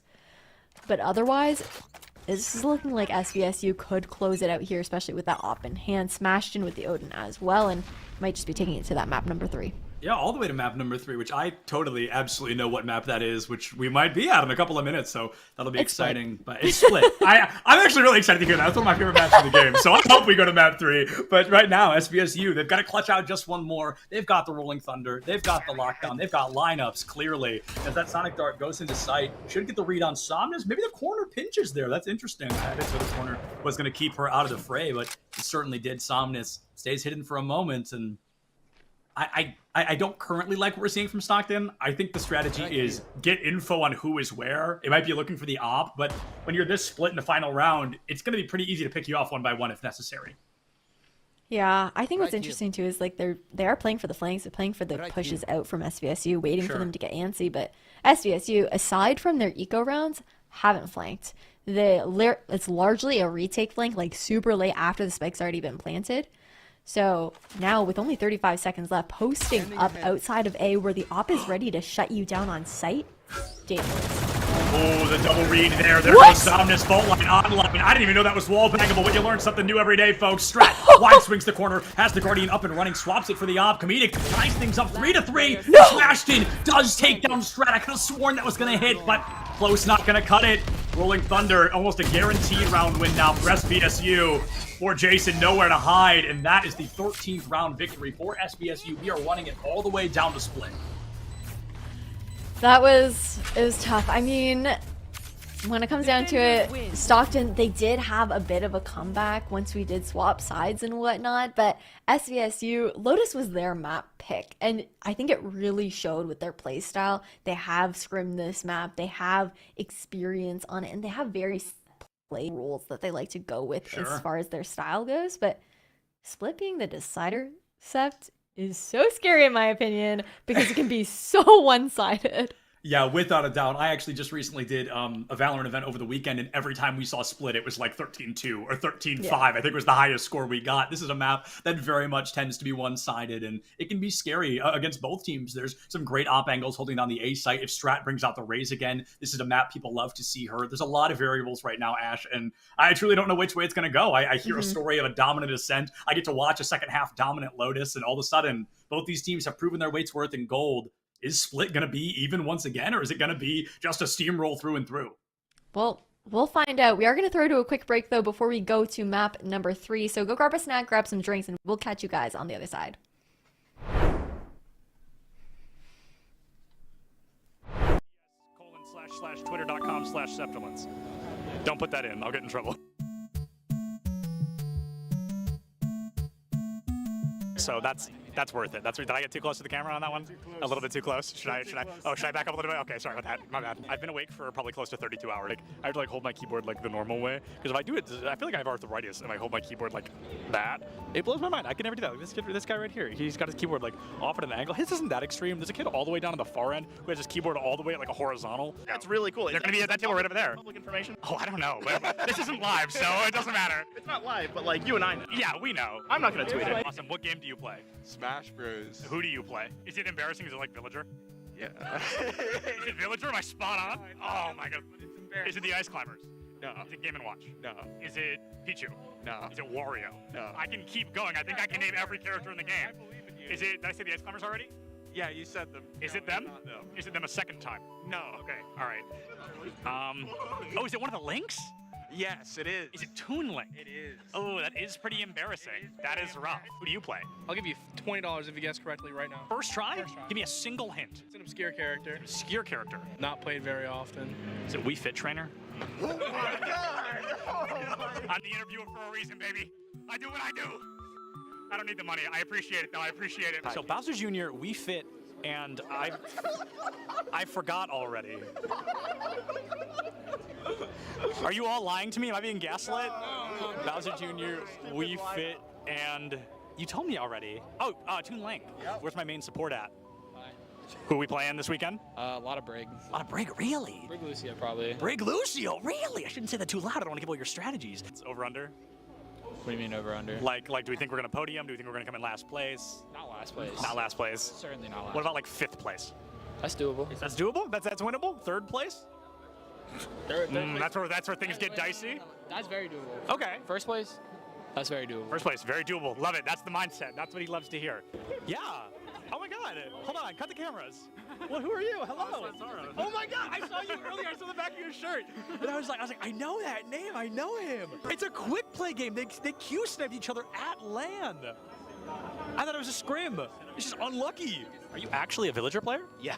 How do you feel about Villager being notably worse in Smash Ultimate than they were in Smash 4? I wouldn't know. You wouldn't know? You never played Smash 4? No. Oh, that's all right. Nobody's gonna hold that against you. Who do you play? I play Robin. Okay, wow. Did you know Robin has the lowest pick rate in the game? Yeah. Isn't that crazy? Come on, the LEDs, it looks just like Samus. Huh? Do you disagree? I guess I can see The Samus vibe. Show the controller to the camera. We're interviewing. This is recording, by the way. Surprise. Not my controller. Who do you play? I play Peach. Oh, wow, I like that. Who do you play? I play the Shotos, mostly Kazuya. No, you lose against Kirby. That's just like a statistics thing. Yeah. It's maybe. This is a death match, and I think they're all in the same one. They're all on Icebox. Are they all in the same death match? Maybe. Who knows? I feel like none of them can hear me. I want to approach somebody, but no one can hear. They all have both their headphones on. What's up? How do we think we're doing? I think we're doing pretty good. Yeah. What's your kitty? We're looking at 10-6 right now. Oh, hey, that's 3rd, dude. That's better than I expected. Who's bottom frag right now? I want to go talk to them. Ian? Hey, how do you think we're doing so far?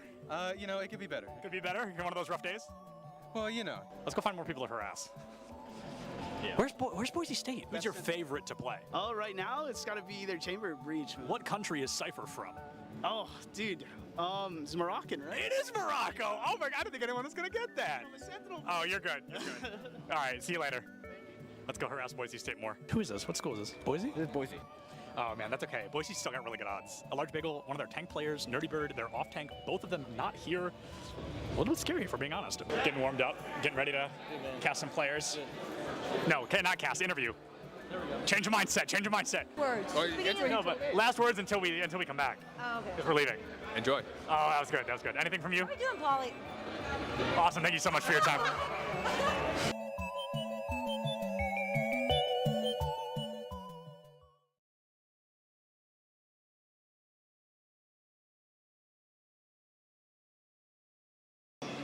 Hello, everybody, and welcome back to the Collegiate Esport Commissioners Cup. I am Septilence, and I get a really neat opportunity here. We get to interview Burns from E United. Burns, how you doing? I'm doing well. How about yourself? I'm doing great. We're on day 2 of the event. It's been a fantastic one. I ran into you yesterday, but we were running around like chickens with our heads off, and it has been, I mean, how has your time been here? What has this event kind of been like? Yeah, it's great. I just love being in a passion pit, seeing all the college kids go at it.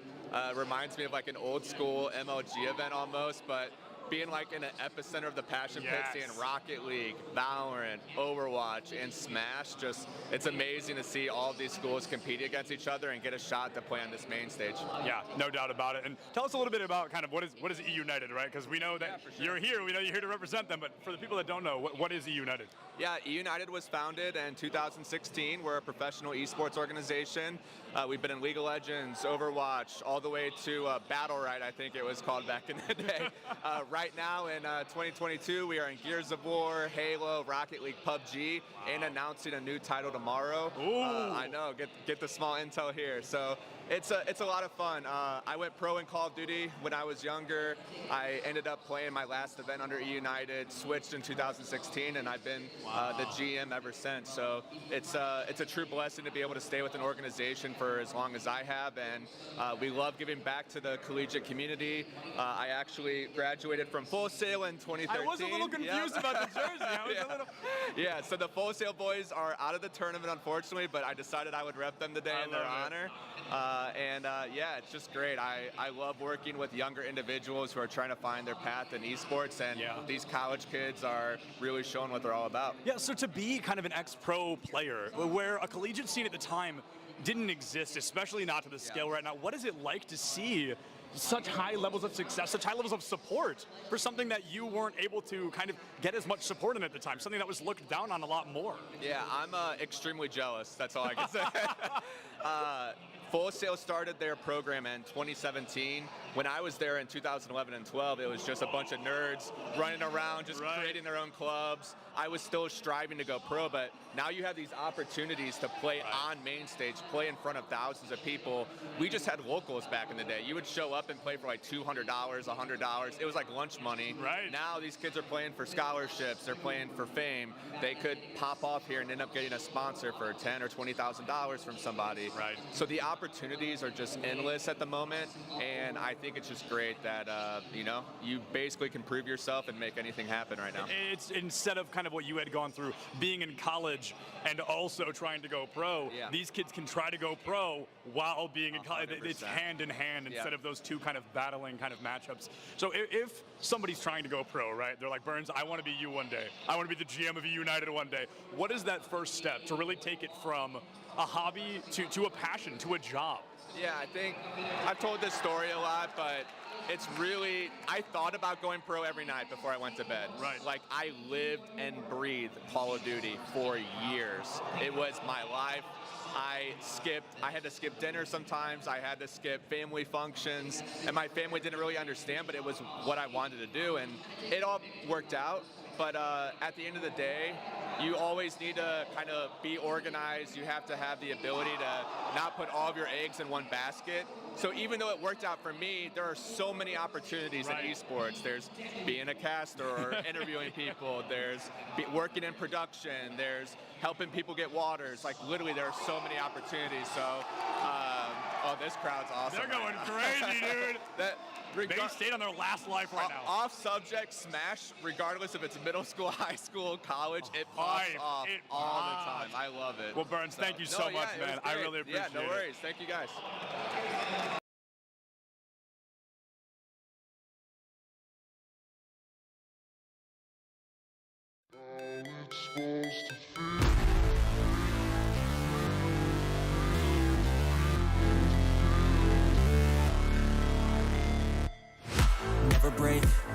fight, never quit, do it right, play the game, win it life, have no shame, there's no time, feel the pain, live the grind, I could change, in my mind, pick a lane, commit and climb, the only way to win it life, I never miss that fact, taking big. We're at the Collegiate Esports Commissioners Cup. Let's make some noise. Oh, and it's gonna jumped into it. Corner judges go for 1, 2, dip. He needs more. They're doing even more here.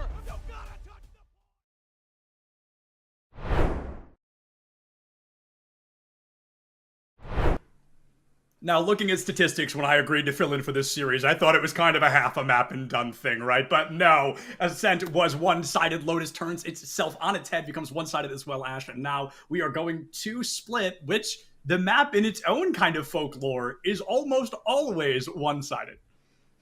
It's going to be interesting. Split, it's like you're either seeing the team go to OT or you're seeing like a completely one-sided, like this is a 13-2 situation. Yeah. Time will tell to see what ends up being the story between SVSU and SU. I think it has that potential to go, if not to OT, very, very close to all 24 rounds. But when it comes down to it, I mean, we know that SVSU, they've got that advantage of starting on the defense first, while Stockton will be on the attack. Yeah, this will be really fascinating because Split is, I think one of the reasons it's one of my favorite maps in the game is I think this map has experienced a meta shift in itself via team composition more than any other map in the game, because there was a lot of great play with Sage, and then all of a sudden Chamber kind of dominates it. Chamber falls to the people tried to play Viper and Astra here. They couldn't figure that out. Raze was a pick. And it feels like while this map has been around, one of the longest maps in the world of Valorant, the meta itself is still constantly evolving. And today I think we're going to be seeing probably Raze and Sky are the two instas. The rest still up in the air to me. Yeah, Sky's pretty much that standard flasher on Split for the most part, unless you're working in that breach like Jesus is doing. I think breach is phenomenal, especially towards the A side. You can completely stall out A main for such a long time with that early fault line.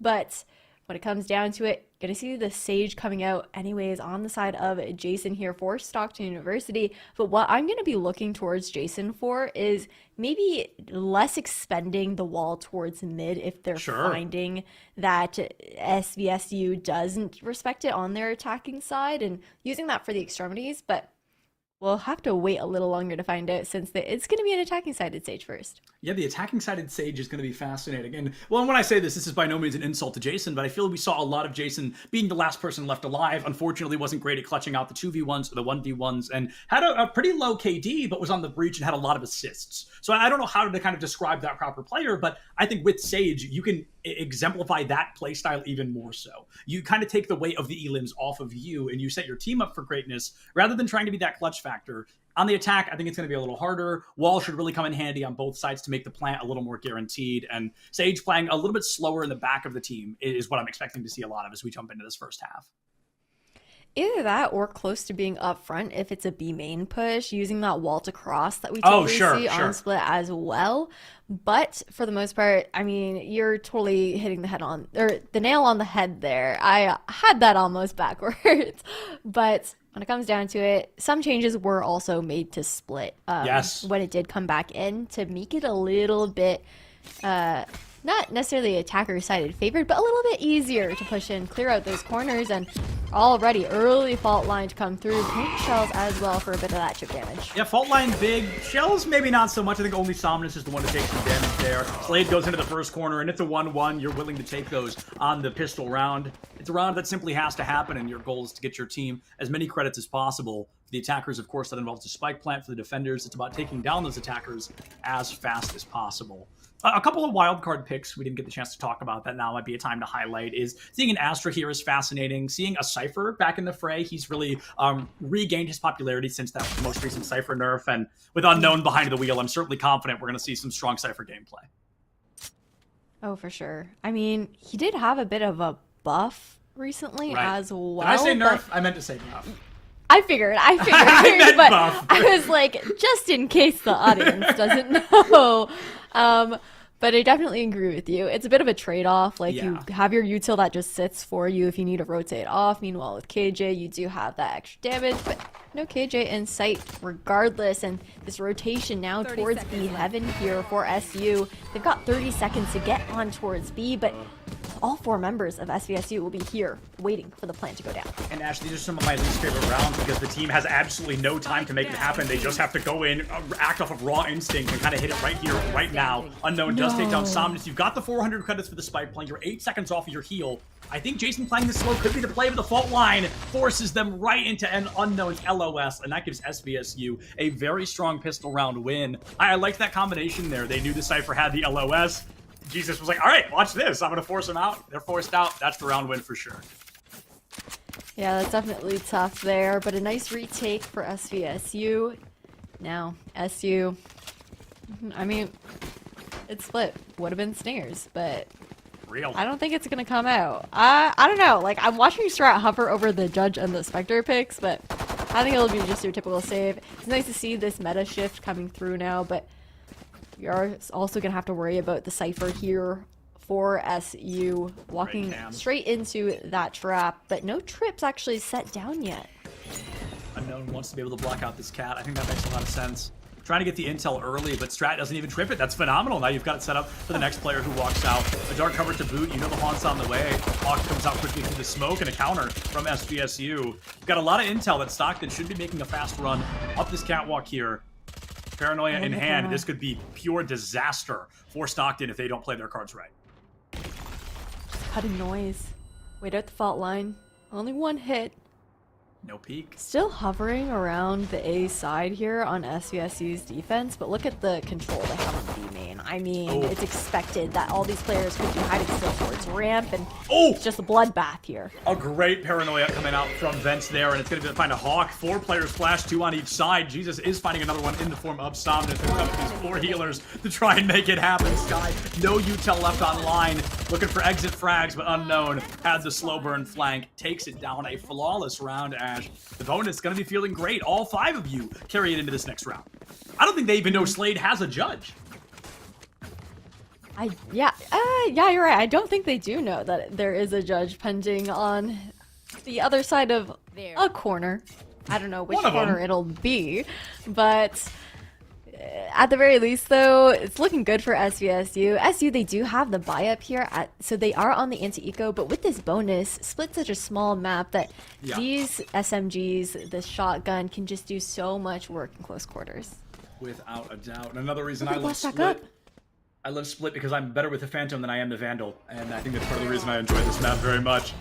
They're going to go quickly in. No wall, or maybe a late wall. A little deep on the wall as well, so I'm curious on what the strategy here is to be, perhaps just to prevent kind of a low ground rotation. Slade playing in the star, waiting for someone to take ropes up, but SVSU, I don't know, they're not a team to take risks, and I feel like they're just going to kind of wait this out, wait for possibly a flank approach. I think we're seeing one in the midst. Somebody's making their way into garage. I didn't quite catch the name who. It's Spec, goes in quick, checks the corner, finds one already. Goodbye, St. PJ. Goodbye, Strat, with a phenomenal paint shell. One deep into the back as well. Somnus found something, but it might be one of those too late scenarios. Jesus is gone. Somnus, a maniac! Slade's judge finally makes its appearance, and SVSU will win the 3rd round in a row.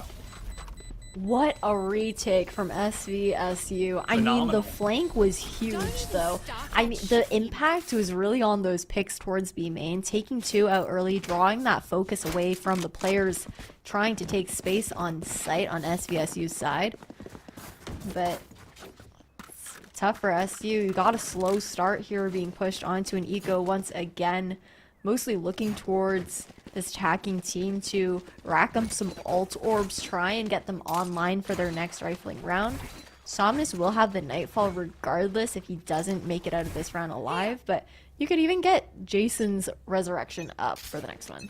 I think that would be pretty valuable, honestly, is trying to go for Jason's Resurrection into the following round. This one, you're expecting to lose. No point in using res for it, but hitting that orb might be worth a lot of utility. This is going to be a tough round, a little bit of luck necessary. Great paint shell. Strat's probably dead. Absolutely going down. Ooh. Saint does get the trade. Very well done, keeping it on a 4-4 tie-up, and with only sheriffs in hand, Stockton, I don't know, it's like a miracle run. I don't think they're looking for a round win here. I think they're just looking, again, to take out as many weapons as they can before this round comes to a close.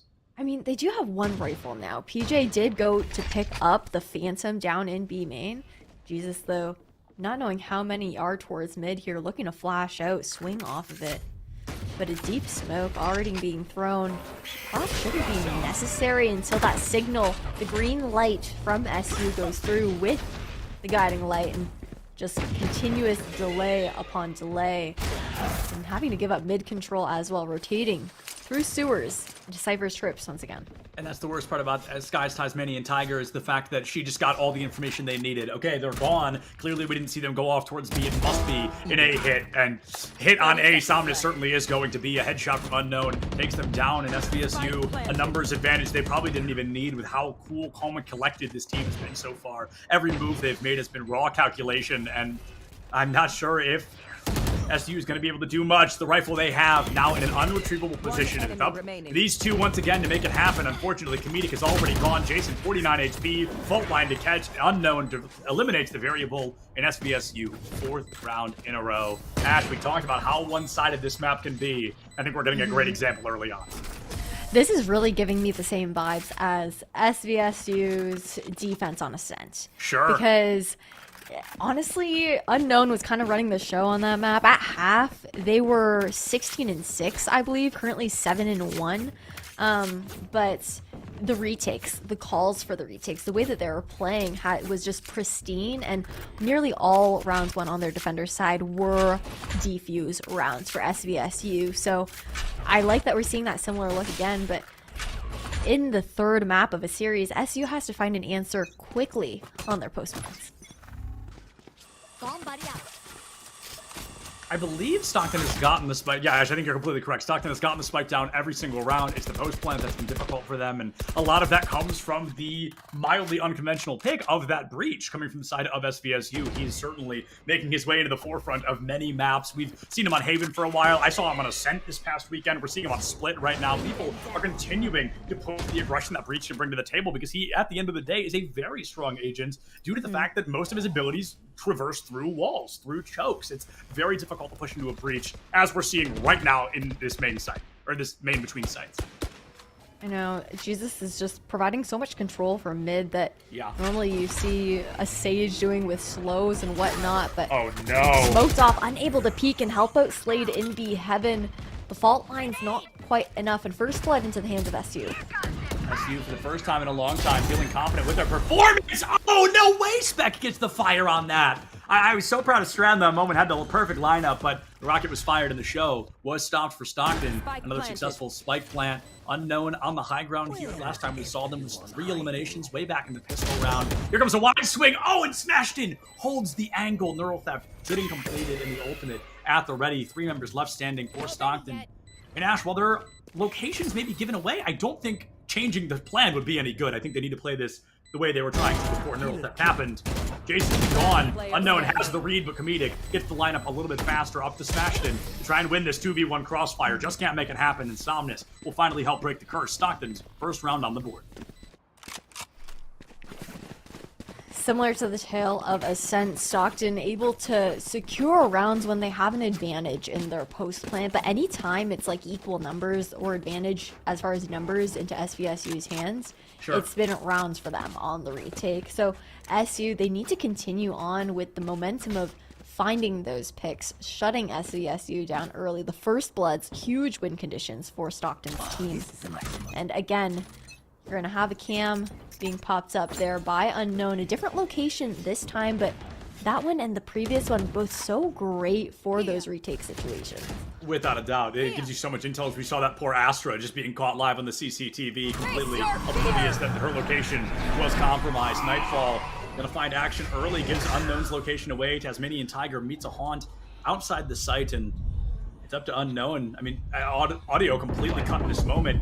Terrified for her life, but nobody looks at Smashton, who finds a 3-piece. The showstopper trying to make it happen. St. PJ puts him down.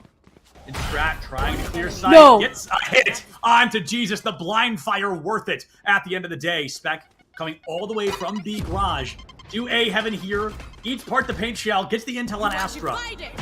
And gotta get a great paint shell. I don't know why we're using Cosmic Divide. I'd love to hear your guess on why this Cosmic Divide may have came out, Ash, but let's let this round wrap up first. Spec's got the op, and I mean, exit frags might be the name of the game. They either risk dying to spec and losing the round, or go down to the spike and history is over. We gotta save it here.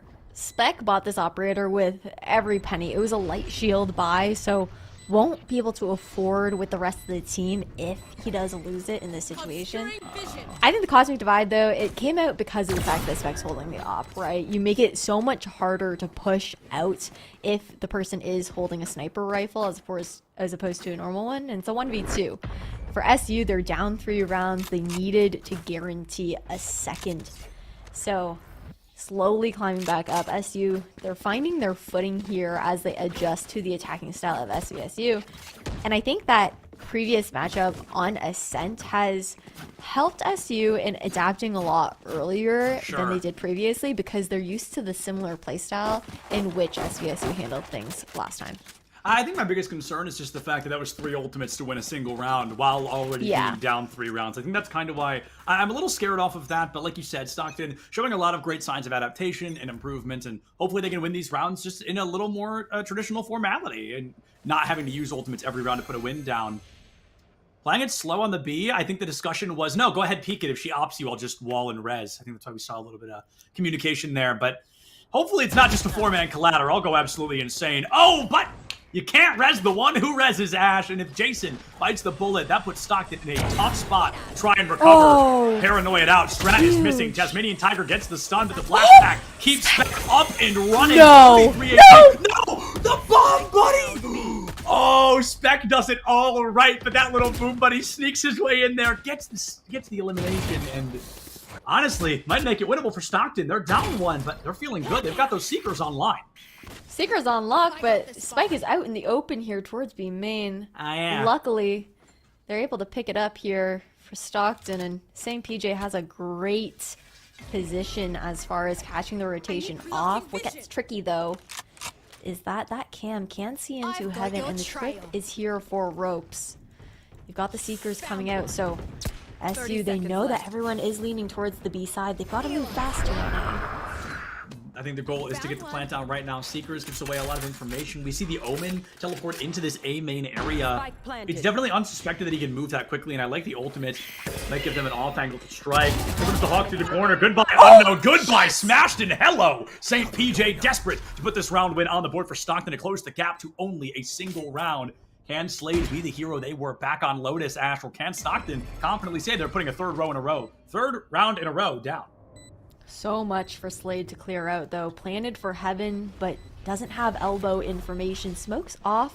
And then TPs towards hell, and doesn't matter, though, because Comedic is going to check it anyways. Heard the Shrouded Step, and 3rd round on the board here for SU. The adjustments are working. The adjustments, I mean, just working miracles for Stockton. That's 3 in a row. They used a lot of ultimates. I was afraid, but them winning that round with 0 definitely reinstills a confidence that this offense may end in their favor. Ash, you called it earlier. You know, you said this could be a very back-and-forth series, and I think Stockton desperate to try and make it so after finding themselves down by 4. A very convincing round win there, I think, as well. A very clear communication between PJ and Comedic, and that's what a team needs to succeed in a moment like that, is just pure, complete communication. Gotta get up close and personal, though, here on the Eco. Slade trying to get aggressive. Smash and already walked out here towards main. One's waiting, and Comedic comes out on top in the 50-50. And SVSU, they're pushing out from both extremities straight into the crosshairs of SU, who are waiting and anticipating. The Cypher rotate over to B site, I think, is going to be pretty unexpected, as we've seen Unknown on A site nearly every round up to this point. Entering round 8 is a great time to shake it up, but they're not even going to risk it at this point. I think it's the lack of information right now on the side of Stockton. They can't fully commit to either site because everyone is a variable in this moment. I don't think they've really... You know, everybody they've seen is already down. The other 3 are wild cards. This is tough. There's no way Unknown gets out here. Ooh, yeah. PJ's gonna clean up. Can't do too much. You gotta Ghost in hand. You're gonna one and done angle. Easy plant here in a 2v5 on SVSU's Eco. Should be a clean and likely flawless, to be honest, around here for SU, unless SVSU can hit some crazy shots. Yeah, I think there's a Bulldog, or not a Bulldog, excuse me, a Stinger, yeah, for the both of them. could maybe get just that crazy lucky headshot, or you could give yourself away in the Astra smoke and make it a lot harder to sneak into sight, look for a free limb. After shot comes around the corner, the entire firing squad waiting for Jesus just around that corner, and up to Slade to be that hero again. Ash, is there really any point in saving a stinger, or is it about going out with a bang? It's about going out with a bang. Nearly took out St. PJ there, just trying to get to anybody that they can, whittle down the economy a little bit for SU, but finally back onto a bye here for SVSU, and SU managed to equalize 4 rounds in a row in response. A big factor being St. PJ. His lurks have been impeccable for SU, and that's part of the perk of playing your Astra. You can still play with your team, you can play the grab wall, the concuss, as long as you're communicating, and you can be anywhere on the map. I'm totally down for that. I completely agree. It's all about having that communication, being there to help the team when they need it, and using that util. Jason always just waiting for the op shot. Even in spots an op could never reach at the beginning of a round, Jason is ready to pop that res when the team needs it. Every time we've seen Jason try to res, they are the first one to go down. Hopefully that story is a little different in this round. And yeah, it will be Slade who falls first. The clutch factor for SVSU out the window. A phenomenal cam. Just gives so much information with absolutely no risk of discovery. Comedic blind fires the corner. Doesn't hit unknown. Omnis's flank. Not quite the flank they think it is. There goes Jason again. Gets smashed in Seekers online. The Haunt destroyed. Hawker on the corner. And poor Stockton getting absolutely bodied by utility right now. What a cross, and you've got a flashpoint for ramps as well, but it's going to be quick rotation here for SU. St. PJ always on the lurk regardless, though this time towards A main instead of mid.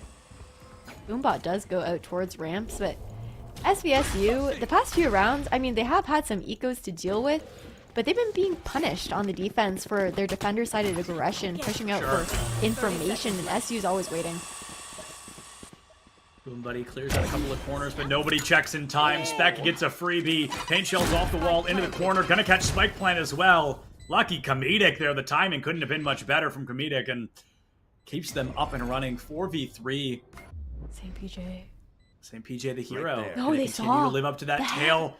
The head pops up when you go into the animation. Ah, a little bummed it's not a knife kill, but it's an elim regardless, and SVSU feeling even more confident that while things get close, losing the lead, not a problem quite yet. Uh-oh.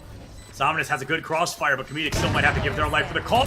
Spec, they know that she's in this corner, and Spec has the intelligence to understand if Sky is there, she's currently flashed. I'm going to wide swing garage door and get this kick. They do so, and SVSU bodies round number 9. A phenomenal performance. That was... Man. If it weren't for going into astral form there, like seeing that little like purple sprinkle on top of Astra's head had such good positioning, but now SVSU, they're back in the lead.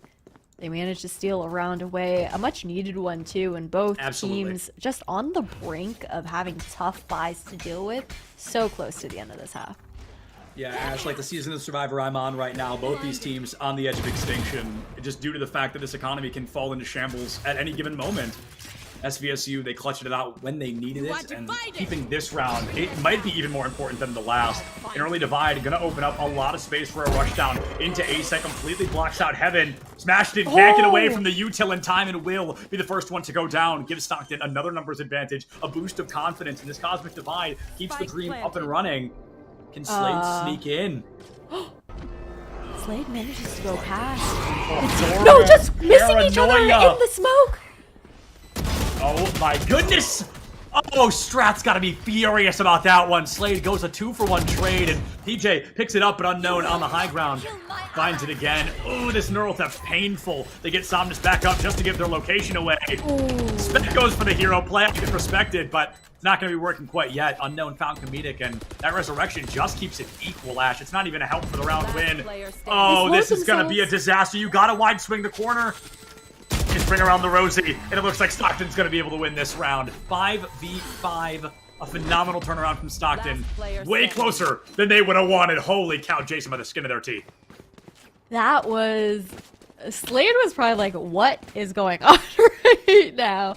Just ships in the night passing through the Cosmic Divide, but I really love the Cosmic Divide paired with the paint shells, the boombot into that empty corner to ensure that no one's hiding there early to swing out. And now SU, they're moving back towards B. Unknown back towards A with the setup once again, and there's no operator to worry about here in main.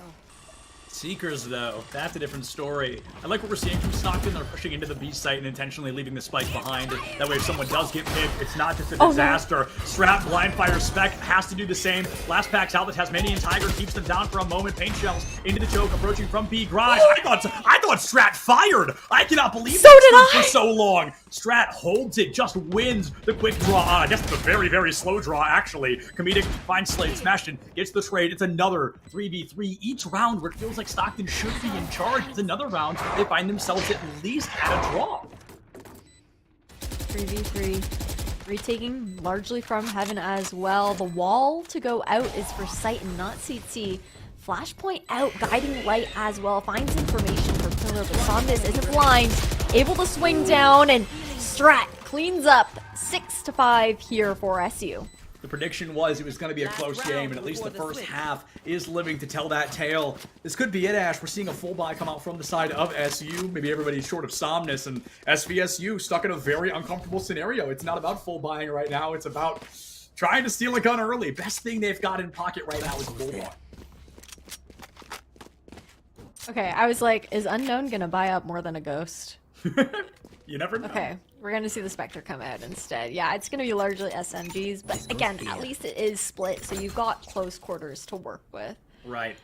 But SU changing the pacing a little bit this time. Going to slow contact up. Steps, just kidding, being made. They're going to stomp their way in. They're making noise. And the same pieces of utility take out those tripwires.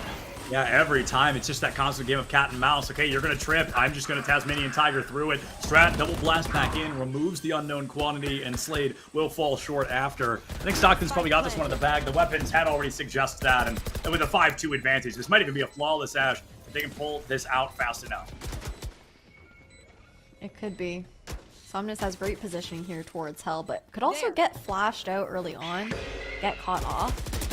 Guiding Light gives information. They're just going to spray, but it's risky. Those peaks over. Smashed and getting 2. But Somnus closes it out. 3K here for SU. 7-5 as they take the half with an advantage. The half with a very small advantage here, Ash, because SVSU was able to win the first pistol round. If they do so again, statistics do recommend, or suggest rather, that it'll probably be a 7-7 going into the rest of this game. If Stockton just lets it happen, okay, you win 4 more rounds and we'll body you for the rest of the half again, maybe that's kind of the story to be told, but I think Stockton really wants to win this. They want to disrupt kind of what we've seen. I know of the 2 pistol rounds I've seen so far, SVSU won both of them. So Stockton really wants to change it. They want to rip that momentum away, put themselves on top for once. I'm out of stuff. We'll see how it pans out. And I mentioned the Sage not playing mid, and I'm really happy to see Jason already, right off the bat, just playing for this deep A main wall. Can be so valuable on these pistol rounds if you get caught out with the wall early, because there aren't very many bullets in those pistols, and you can waste a lot just trying to break in. That's very true. The Sage wall unbreakable only on 1 round, and it's usually the pistol. A lot of great damage from St. PJ, but unfortunately not able to take that player down yet. You're giving yourself away. You just got to go for the wide swing. Luckily enough, the team has got your back, St. PJ, and that's the first elimination in favor of Stockton. I requested one thing and one thing only, Ash. I wanted to see a different story in this pistol round, and it looks like Stockton's going to try to make that come true. How it pans out. Comedic able to find 3 with a guiding light, but dry. It's not really a dry swing because they're flash, but with 3 of them looking at you, someone's gonna hit a shot. People tend to just open fire when a flash comes out, and if you're standing in the way of 3 folks all at once, it can definitely cost you. That's all right though. Things are still tied up with a very mild HP advantage in favor of Stockton due to the fact that Smashton's at 31 and standing. 40 seconds remain. This reminds me so much of that earlier pistol round we saw at the beginning of Split, where nobody wanted to be the first to make that mistake, and it called for a really slow round to the point where I think Spike went down with less than 15 seconds left. Ooh, the dark cover, though, actually a bit of a faux safety feeling with the guiding light, but it doesn't matter because it's just going to back off here for St. PJ. Safe plant to go down for SVSU. They have the advantage now in this post plant. And SU, they're actually really slow to creep in. Kind of worried that SVSU may be pushed into CT. And honestly, huge credit to Unknown for the variety of cams we are getting. I really like that. It's a constant change, and it's very difficult to know where it's going to be. It can't be destroyed every round. It's a small thing, but if you're going to play Cypher, you got to be able to do that well. Slade taken down by Strat, blind fire into the back there. 3v3, Spike plant down, Paint Shells make space, Somnus makes more, gives their life for the cause with only 31 HP left. Sebastian will fall. It's a 1v1 here, No Ash. time. Nobody's got time to do anything. They're both going down for the cause here. Strat gets it, but it's all for show. The round win will be in favor of SVSU once again. Like you said, earning that pistol statistically, especially now that the Stinger meta is no longer in play, high likelihood that we see SVSU tie things up here. Again, Spec is always going to buy up to the light shield with the Vandal in hand as everyone else goes SMGs, trying to carry a hero rifle over on into the bonus. But I'm taking a look over at the alt economy right now, and even though SU, you know, they didn't earn the last round for themselves, Strat does have 4 alt points already into that showstopper. That's absolutely absurd. Like, this is round 2, and that's one of, I mean, tied for the most expensive with quite a few in this game, but it's an ultimate that can make waves on a map as tight as Split is, as close quarters as this map can be. Tasmanian Tiger, you know, we're going to see this a lot. This is just how Skies find success on a map like this. They gain a lot of information for the team. Team capitalizes, everybody pats Sky on the back, and you go home with a win. Stockton not going to make it so easy, though. Onto the A site. The retake from Stockton didn't work once, Ash, but with the weapons advantage for SVSU, their odds have plummeted for it to win a second time. Slade holds the corner. That trip may have just saved his life. Or may have prevented his gone down there, but the double swing keeps him up. That is tough, but Paint Shell's ear towards Billboard, and Jesus takes a bit of chip damage for it. Big blind out, but blinds his teammate towards elbow as well. Billboard's so thin, and Jesus is down to 31 HP, but the clock is ticking. One enemy remaining. Clock ticking on Jesus' life as well. He expires with a shot through the Billboard. Nashton gets the blind. Pros don't fake. And Comedic does clutch it out. Has the Phantom from, I'm going to be honest, I don't even know. But the Phantom from somebody. Stockton has it online. It works wonders. And they put an 8th round win on the board. Statistics absolutely defied thanks to that Comedic clutch. Because I saw a Vandal. I never saw somebody buy a Phantom. I am confused, to be honest, because of that. Was it a last minute switch? It must have been, because there's nobody from Stockton would have bought that. That had to be somebody on the side of SVSU. The question is, SVS, who bought that Vandal, that Phantom? I mean, I truly don't know. It could have, I'm looking at the money and it could have been Jesus, but maybe Spec just swapped out last second. Either way, though, we are going to see that aggression now towards mid. The wall rotating over towards the mid side for the first time here for SU. Really nice on that eco round as well. Slow SVSU down quite a bit here in the mid side. Spec looking to get up close and personal with this Stinger, but the slow is just not going to let that happen. Not going to let that happen at all. The Sage Slow, in my humble opinion, one of the most annoying abilities in this game. I'm sure SVSU shares a similar sentiment for the time being. I love the flash into the corner there. It's a little move, but it keeps you up and running. You're able to catch it. A phenomenal elimination there. Jason's still standing. They know poor Spec is caught in that corner. And it's a blast pack to boot. That's just showboating at this point. Stockton, a flawless round win, 9-6. And just when you thought we saw SVSU maybe starting to make a comeback, Stockton says, this is our lead and we're never letting it go. Split. Defender sided map. I know that they made changes for it to be more attacking sided, but the choke points are just so small, and the reads from Jason have been really great as well. And if it's not Jason who's making the call to switch up locations, whoever the IGL is on the side of Stockton is, I think it is St. PJ, because they've been the one calling the timeouts and whatnot. But for those rotations to come over, they've been catching SVSU off guard and delaying them. Yeah, it's been quite impressive, their performance against SJSU so far. SVSU, talking about too many schools all at once. The Tasmanian Tiger falls down mid again, smashed in. I mean, you're not upset about that. It's a good hold. You got it out early. You know they've used the Tiger, and that does encourage a bit of a faster push. I'd like to see the default back to A site, if I'm being honest. It feels like they want to take it over to B, but A, they found success or very close to it. I mean, they went 1-1 on the A site, and then they started swapping over to B. It's not working out as well so far. And now with a Heaven presence, maybe I'll eat my words, but Slade falling makes me a little more confident in my statement. Somnus, though, staying alive here towards site, and got one caught out over towards Raptors. Able to blast back out. Actually, catch Somnus off guard, smashed in with the refrag as well. The Seekers to come out, and everything is going kind of wild here in towards mid, and Spike still hasn't made its way towards B site. No, the Hawks colliding with one another in midair. It's so goofy. I see it happen all the time. It always makes me giggle, but here we go. Spike plant finally going to be falling. 25 seconds remain, and with a little bit of uncertainty, Stockton may have started a small rotation to the A site. They lose a couple members. Jason does put down Smashton, and with the showstopper in hand, it's a 1-1 trade. Unknown's got to make it happen. Catches a lot of bullets. Does find one. Just can't get to St. PJ in time, and with more than enough time to find the defuse Ash, this is Stockton hitting double digits.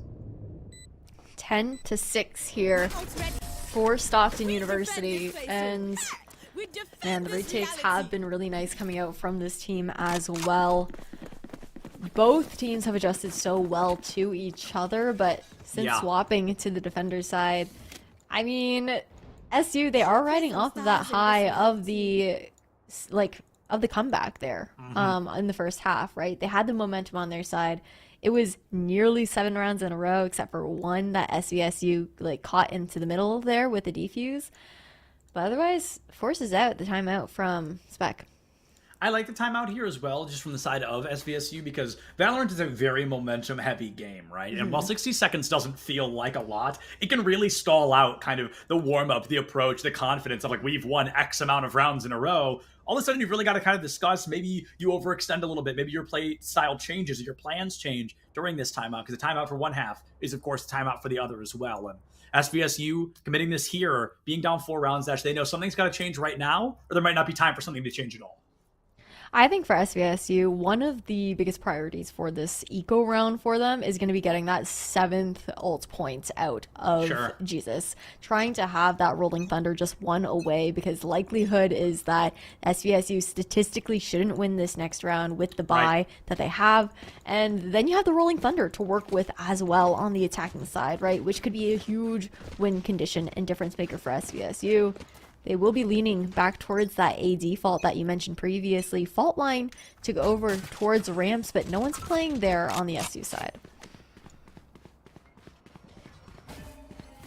The lack of information can be terrifying for SVSU right now. They've got a weapons disadvantage. One iota of an overextension can cost them a player just like that, Ash. Now, a showstopper has to be used in an attempt to equalize, but PJ's got more than enough time to run it down and get out of dodge. There goes Comedic. Unknown does find it. And a good combination perhaps for PJ. Walks right into it. And the crossfire seals the deal. The timing near perfect on that Neural Theft to help out that showstopper, get that guaranteed elimination. SVSU numbers advantage, looking to defy expectations in all their own way. Wow! Phenomenal! That's the spike, and the cavalry is on its way to try and retrieve that spike. Pin shells clearing in a moment. Somnus would love to find one more, but just can't do it. Jason finds it. Jesus puts down Jason in that moment, and with only this raise left standing, can we get that hero play they're looking for?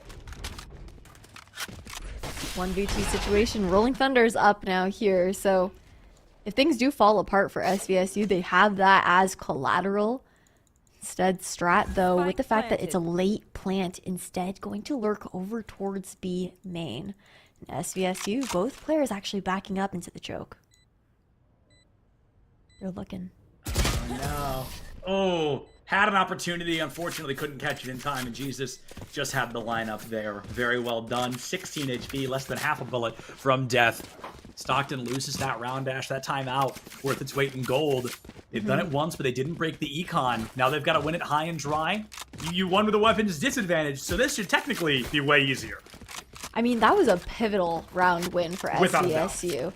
The fact that either winner or loser now will have the advantage going into the next round, with the enemy team having broken money for the most part, is a tough pill to swallow. Now back to your standard defaults here. Immediate wall break towards mid. Comedic gonna fall all the way back because he does have Seekers in play for the retake. And so you just got to slow creep up towards vents this time on SVSU's side. They usually favor B Heaven.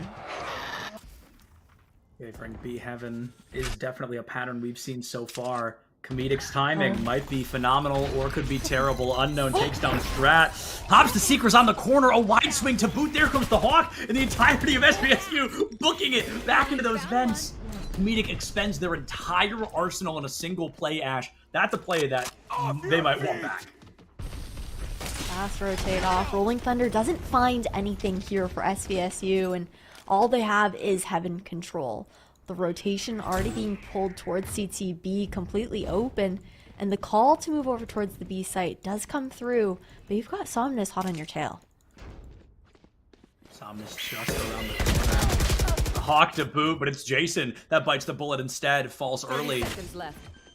Another Hawk doesn't catch Somnus. They know that's 2 used. They can push in off Heaven. Spike planted right out in the open, and the angle should be held. I think we're going to see a paranoia from Slade in just a moment here. Up onto Heaven might help the team get that elimination early. You have a Nightfall available, but unlikely to come out in a 3v5. Haunt does come down, and Somnus drops towards Hell. That's 1 pick. Still 1 more needed to equalize here on SU's retake. 1 enemy remaining. Bastion puts down Comedic. PJ is able to find one, but it's all for naught at the end of the day. Unfortunately, SVSU 8th round on the board, feeling confident with their chances moving forward if they can continue breaking this speed. And the speed has certainly been broken. The bank account of Stockton currently empty. They will have some pretty big ults to work with on their next anti-eco round. SVSU, they have the advantage money-wise. They do have a From the Shadows available in case things do go awry. I think that's likely why we're seeing Slade hold the spike here. If SVSU does, or if SU does something crazy like push out super aggressively, can just completely run away and try to take a site with it. And already aggression coming out here towards mid and punished off the bat. Very punishing blow. Somnus gets flashed into the box there. I like the hold we're seeing. Nobody panics. The Tasmanian Tiger pops up out of the corner, and SVSU a numbers advantage all over again. It won't be their triple digits, or what am I saying? Double digits, but it'll be another round win. It'll close the gap only by 1 now, Ash. I mean, you couldn't have predicted it more perfectly. You said this is either going to be a shutout or it's going to be unbelievably close, and unbelievably close it continues to be. I'd like to see Jason moving that wall over. I'd like to see a call being made to put it back towards an extremity, whether it's A main, whether it's B main, cut off that choke point, because when it's mid, you already know that SVSU aren't afraid to smoke off whether it be Heaven or vents and walk through towards the other mid location. So it's already not going to be respected. It's going to be shot off right at the bat. And I think I will have so much more value somewhere else on the map. But once again, it's going to go out towards mid and already being broken down. And this was one of your biggest fears, Ash. You said that way back at the beginning. You were like, I really don't want to see a repetitive wall over and over because it can be damaging and it can get a lot of value elsewhere. Right now, they're just highlighting your point over and over again that this wall continues to get no value. And it's this very strong ability. It can make or break an approach for some of these teams. But looks like it's not going to be happening yet. That's just another main wide open. It's just conditioning, right? Wall goes up, more presence shown, throw that slow down, wait, throw the second slow down, and then all the stage util is gone at that point. I don't think a second slow did go out quite yet, but I also don't know if it was in the arsenal. So no, there weren't any other slows available. That was already all your sentinel utility gone. Oh, wide swing on the corner. Strat and Spec get traded out. So it's a 4-4 on the board. Stockton certainly wants this round win. They've let a couple slip between their fingers, and they don't want it to happen once again. Walks into the Aftershock. I think I would have liked to see Saint hold that corner and take the breach down. You knew he was going to peek, and the Aftershock wouldn't have caught you a little bit to the right. A full-blown teleporter relocate from our friend Slade onto the A site. A genius play, one we see often from these Omens. And while he hesitates on the spike plant, Ash, that might have been long enough for this guy to get in. Possibly finds the elimination, and she does. But it's this just a defuse? Wide open. Ah. Yeah, perfect plant spot. Planted for any angle. You gotta keep yourselves guessing, but Nightfall does come out here for SU's retake, and Unknown stuck here in Hell. Unknown stuck, they certainly were. There goes Somnus as well. 2v2, and each time it falls into a XVX like this, Stockton has not been able to clutch it out yet. Strat be the hero. The team needs one left standing. Paint shells online. You've got the intel there near elbow. 22 bullets in the Vandal. You've got to start the defuse process right now, but they don't even look towards that back area, and Smashton finds a 4K to tie up the game 10-10. Map 3, 10-10 on the board. Both these teams hungry for this win. I love that reposition coming out from Smash, and nobody would expect that this guy would rotate towards screens after holding that elbow location. But Smashton's also 24-12 right now, doing so much work. Similar, it could be said, towards Strat on the SU side, 22-15. But I'm looking over towards the money. SU, they're broke. They do have a showstopper in Cosmic Divide, and right off the bat, going up close personal with the Bucky, but stuck in the trip, and Unknown gets 2. Oh, the headshot and everything with the Bucky. You've got to be just on top of them to make it work, and they could not get close enough. I mean, a valiant effort, Ash, no doubt about it. But, you know, it might cost them this round. It probably will, actually. Yeah, it's tough. We'll see how things do pan out, but it's a 5v3 situation here for SVSU. SU, huge disadvantage as far as numbers and weapons go. If anything, you can try and go for some exit frags, but Unknown's looking for the ace. Yeah, or let Unknown get an ace, added to the highlight reel. Somnus on the flank. There's a rifle off to the side, but even Jesus is holding this angle. They want to make sure no rifles get carried out in the next round. Somnus peeks it. It's a shot. Jesus was not fully ready for that, but it is still a flawless round win from one side to the other. A flawless has now been achieved for both teams tonight, and on this map in particular.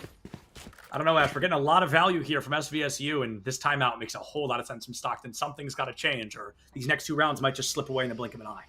I'm surprised that we didn't see Stockton actually calling the timeout in the previous round. Usually you see it being called during your eco, and then on your bye, you've already got the plan set from the eco round where you talked about whatever you're going to do and whatnot. But again, reiterating the fact that there are 3 ultimates available here for Stockton University. Big win conditions. You've got Strat, who's usually good for 1 with the showstopper. Then PJ's got that Cosmic Divide for the retake. Seekers as well. So looking for PJ and Comedic especially to live into the late round for that post plant. Meanwhile, in SVSU, not too much going on as far as impactful ultimates go. I mean, Unknown, you do have the neural theft, but at the same time, it's like, okay, it gives you information, but it's not always the best ultimate as far as like setting a play up with it. But Spec is 1 away from the showstopper as well, so could see investment going there. I'm a big fan of the showstopper, and I'd love to see it get some value here one way or another. And we've seen a lot of very valuable showstoppers, actually. Now that I sit down and think about it, I'm like, dang, we've seen a pretty crazy plays with that. And Most of them have hit today. Yeah, I was going to say, the success rate has been crazy high. And before that 4K from Unknown in the previous round, the scoreboard was almost a mirror all the way through, you know, top frag versus top frag all the way down. But now it's been shaken up a little bit. SVSU, they've got the confidence boost. They've got weapons to work with. And it feels like they've just got the download on what Stockton wants to try and do here. Yeah. A different wall, so switching things up, keeping B Heaven control. Completely respected the wall too, not even going to try and break it as SVSU have crept into vents. But the way that Heaven is being played right now with ramps and back, the rope sound cue as well, you've got a crossfire set up for the swing.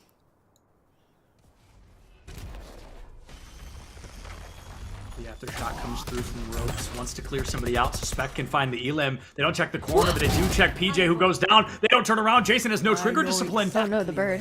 And the information's been given completely away. Hawk cannot make its way through that window in time, and the neural theft now online. Smashton's Stockton's Seekers. Too many TONs in this game. Oh, Paint Shell does catch Unknown. Just unfortunate timing.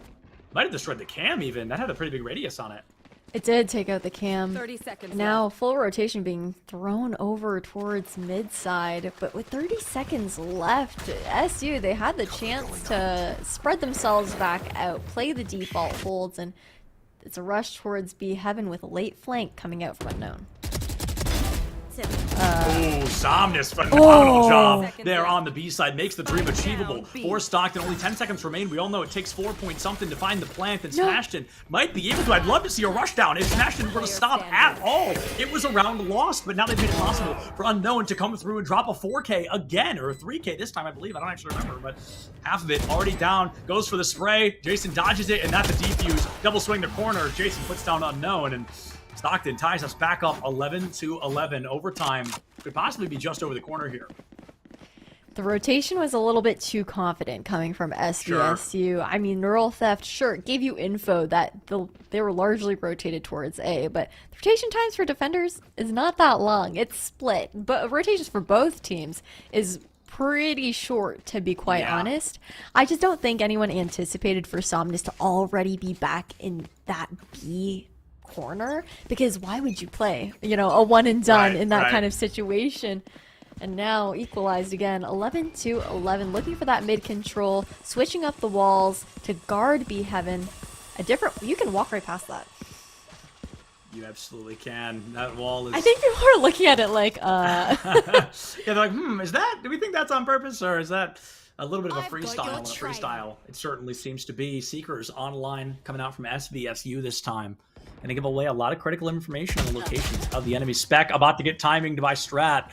And Strat might get timing by Jesus. I love the short throw over box there. It forces them back into the corner of Vents. That's never a spot you want to be in. The showstopper might just spray the box here and pray for the best. I know. It feels like Strat knows. Here we go. Oh! What Unknown a shot! Just ping diffs, better gaming share. I mean, my goodness, what a shot from Unknown to get that ultimate offline and give the team a tied-up advantage for equalizer once again.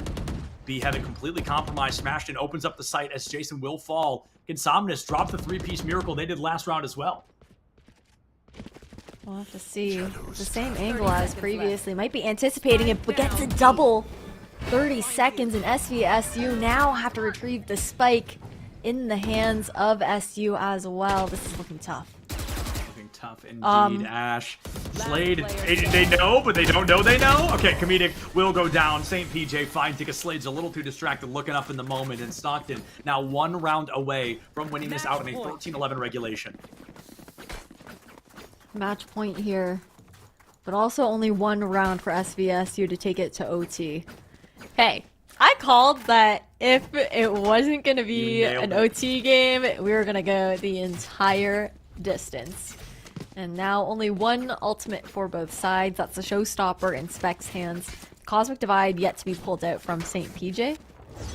Potential also for a couple more to get online for either side.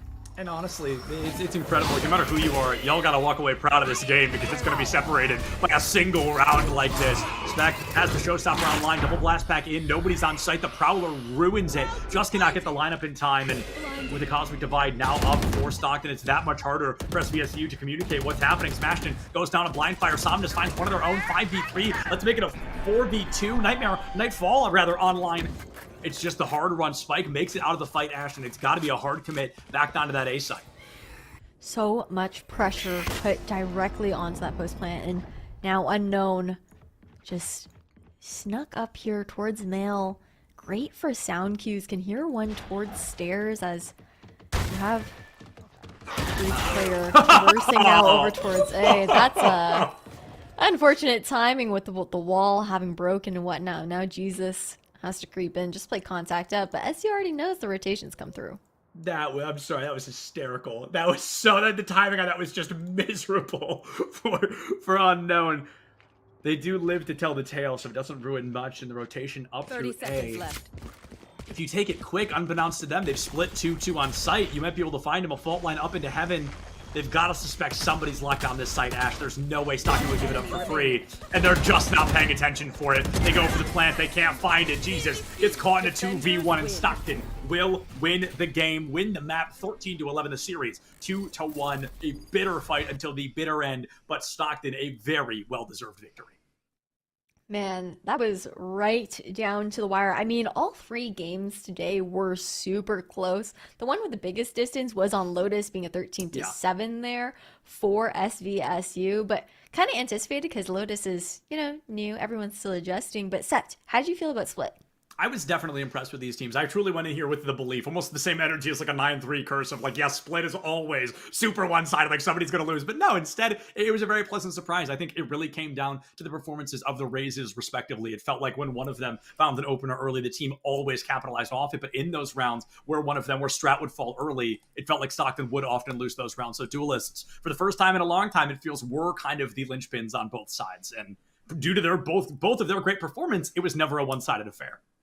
Yeah, I believe the Razes, if we're going to do like a head-to-head for the Duelists at the very least, Spec went with 5 first bloods, Strat had 7 first bloods. Amazing. But then, I mean, I really got to give kudos over to SVSU's Smashin with the 26 and 15 on that support character, the Sky. But at the end of the day, it was Stockton University that ended up closing things out. And we are going to actually throw to a quick break and be right back with a Stockton interview.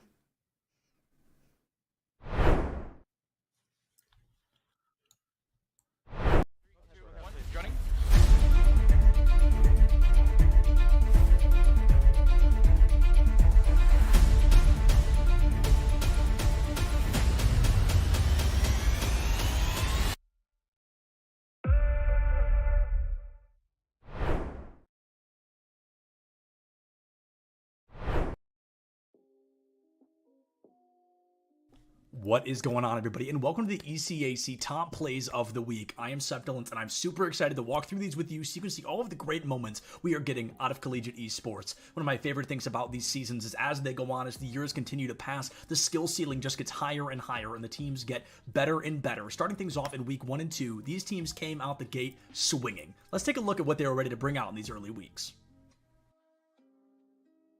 Valorant is a game all about risk versus reward, and Sin from NYIT wanted to show us just how much he was willing to risk to get that great reward of a round win. Sort of forced to pop off, maybe get a little bit more sniper play, but these direct tight angles make it tough. You have Axeris that actually gets a wallbang headshot onto Prime. Oh, that timing on the paranoia works so well. Yo, give it up for the util, bro. Sin's gonna pick up 3 into the site.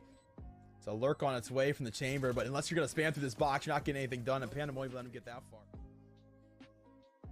Super Smash Bros. Ultimate is a game that can be decided in milliseconds, and Waka, one of the best players from SUNY Canton A Squad, wanted to show us just what they can do with only a second and a single stock on the board. Cena, sledge option gonna be charging forward smash, going a little early. They're not quite getting what you want. Drop shield after first hit of pick, getting hit by the kick.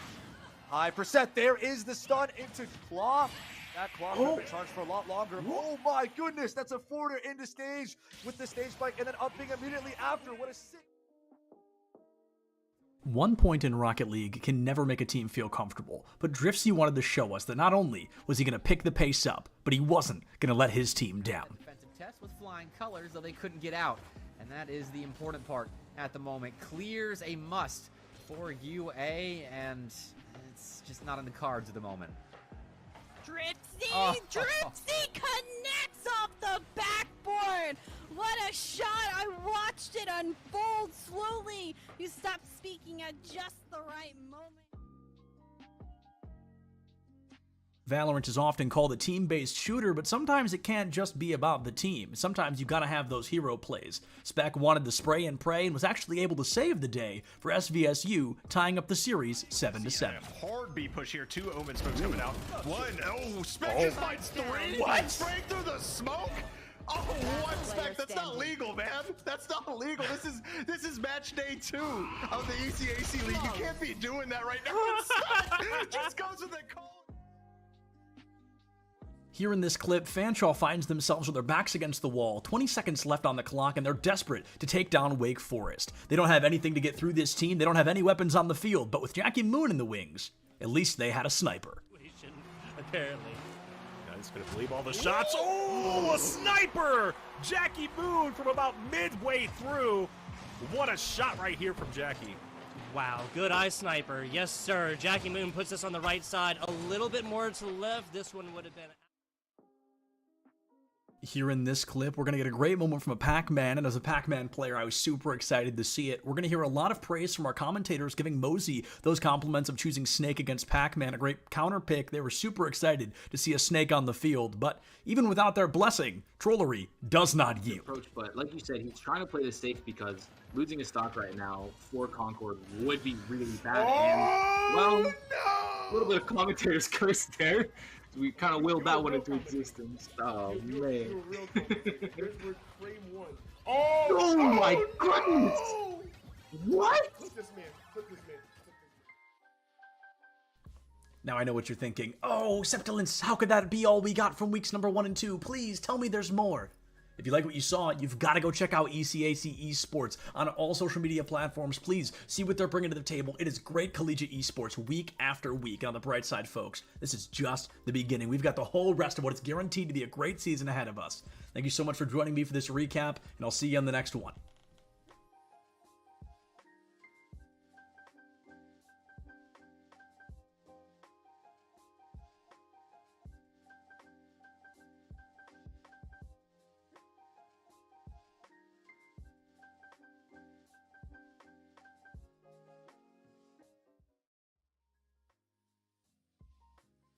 Hello everybody and welcome back to ECAC Plays of the Week, and it's not just any week this time, it is the playoffs. We've got 8 incredible clips and I'm super excited to jump into them. My name's Septilence, I hope you're ready to hop into the ride because it's going to be a great one. When I found out this was clip number 8 of the playoffs highlight reel, I was flabbergasted because this is an incredible moment from Swift on the side of RPI. It's not just 1 or 2 elims to win the round and put RPI in a better position.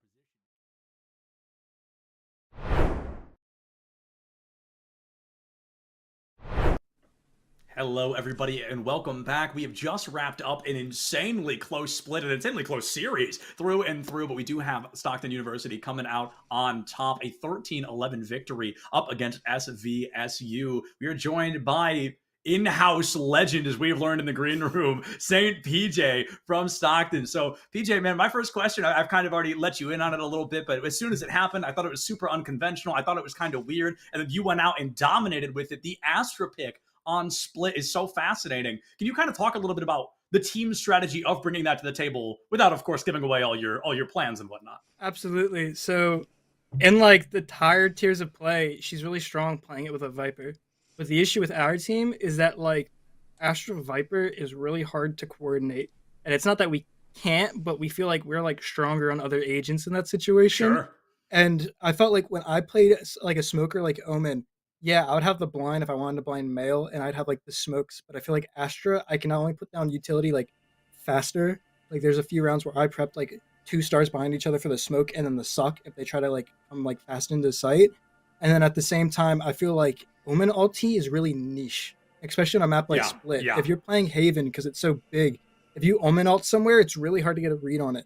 But like they used it for info, but I feel like the info you gain with that isn't that strong.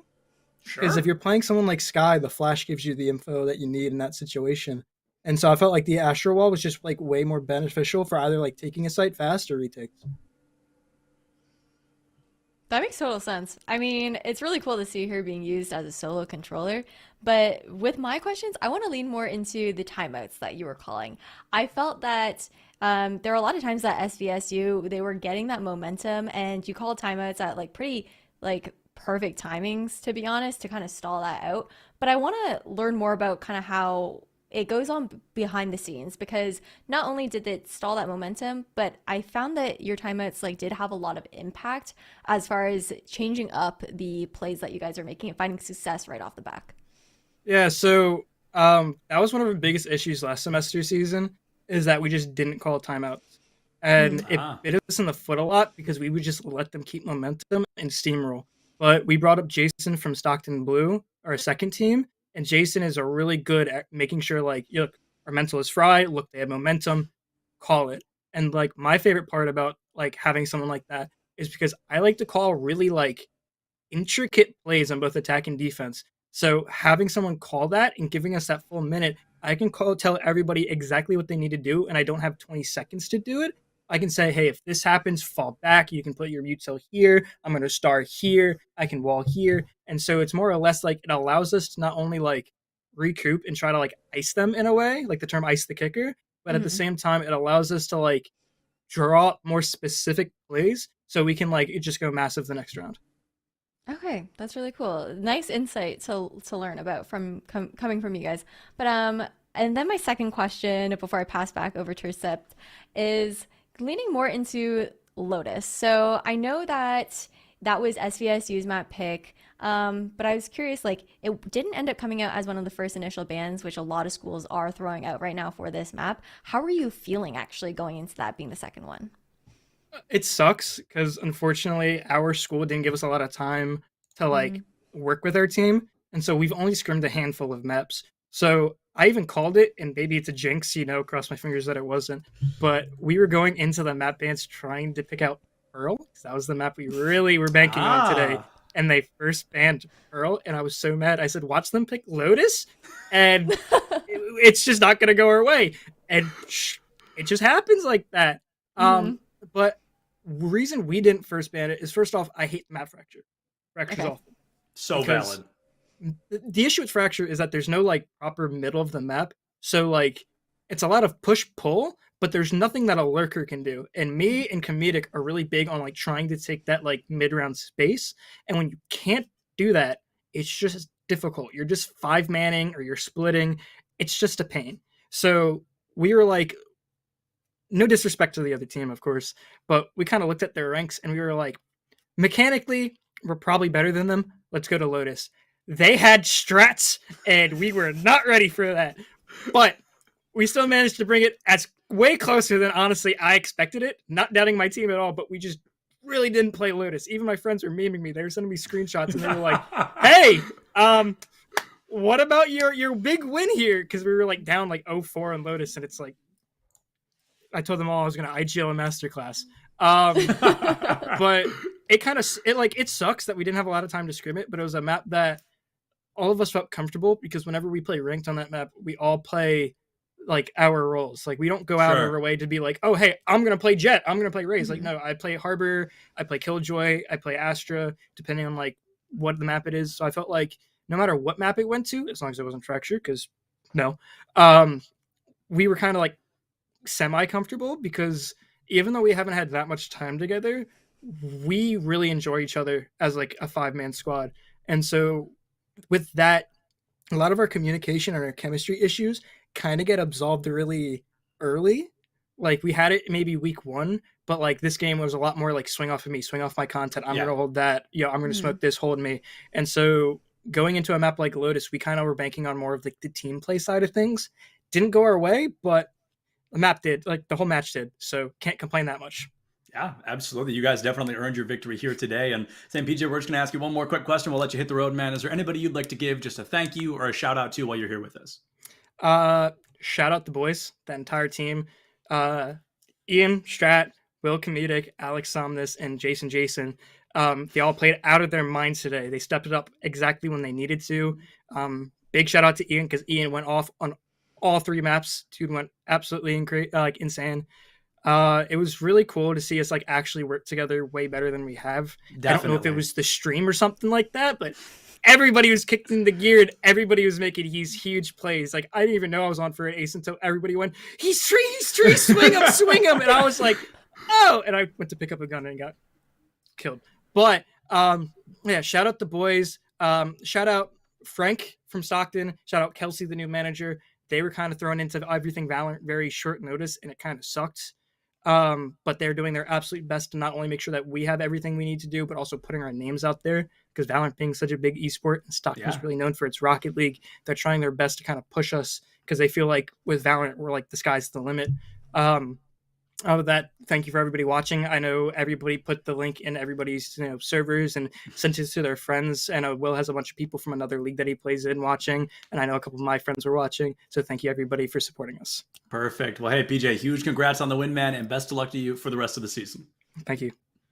And with that, folks, we are going to go ahead and call it a night here. It has been a crazy one, but it does come to a close with a 13-11 victory there on Split. Thank you to both teams for coming out tonight. Thank you to our observer, Cool Scoots, our producer, Colton, and of course, all of you for watching. We love each and every one of you. Check your posture, drink some water. Don't forget to love each other. Come right back here tomorrow for some more Esports U action. We'll see you then.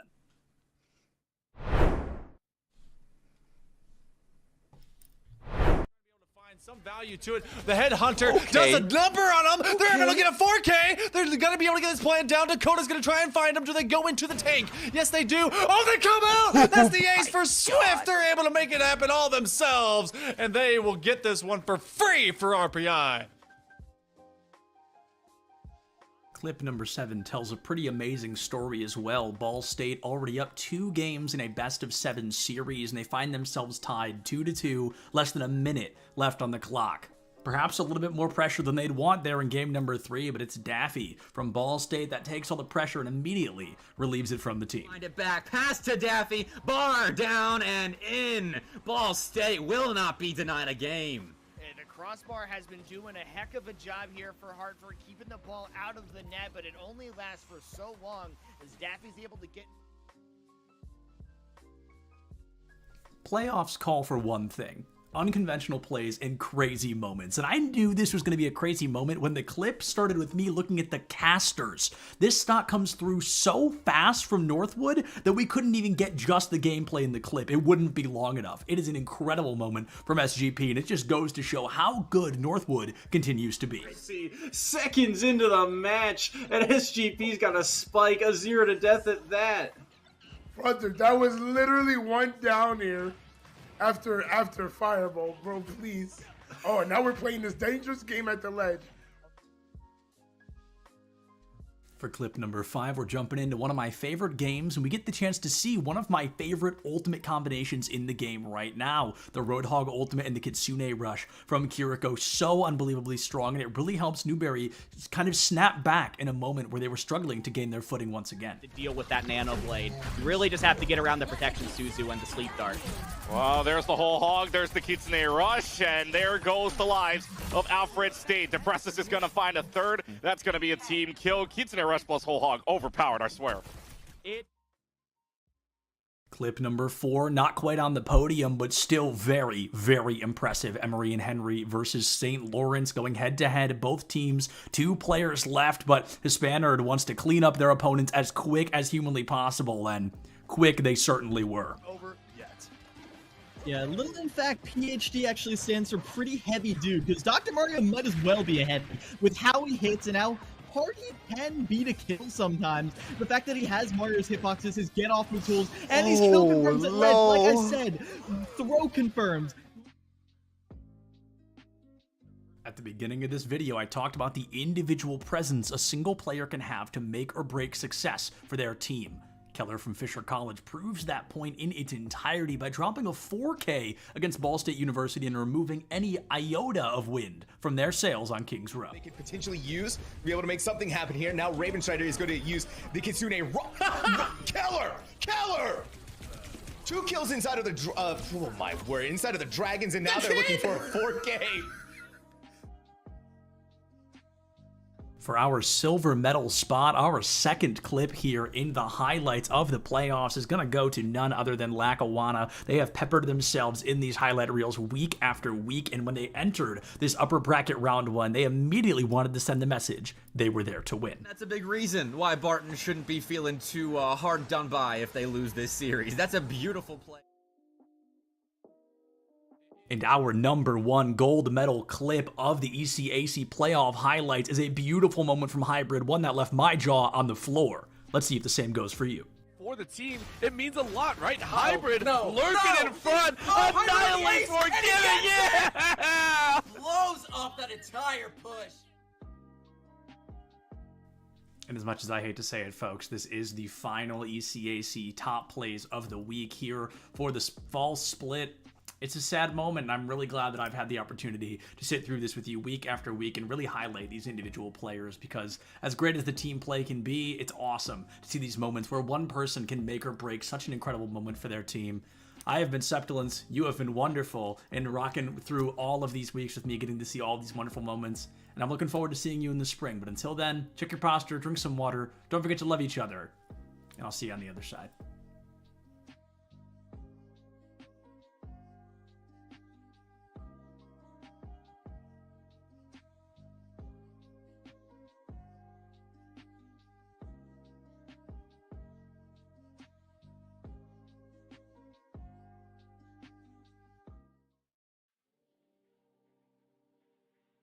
What is going on, everybody, and welcome back to the ECAC Highlights, week number 8. It has been 8 weeks already, and hey, if you've been watching these on a bit of a binge, you like the new background, brand new first video it's going to be in, super excited to jump into this with you guys. Of course, I'm Septilence, here to walk you through the highlights of week number 8 at the ECAC. We are kicking off strong with clip number 8 here, as it's going to be Tony Pajamas on the Ness, Fisher College and NYIT, two of the greatest Smash programs in the country, going head to head, just completely dominant on both sides. But Tony Pajamas got sick of waiting and wanted to give Fisher that leg up once again. Dying to limit options, but push this piranha plan away. Can they get back yet again? Enough air yet again into the yo-yo, and they'll be caught by the forward air. Tony will take him down. For clip number 7, we'll be joining CSI and Iona going head-to-head in game number 3. A full-blown best-of-7, both teams a 1 win already under their belts, and somebody needed to walk away with that second win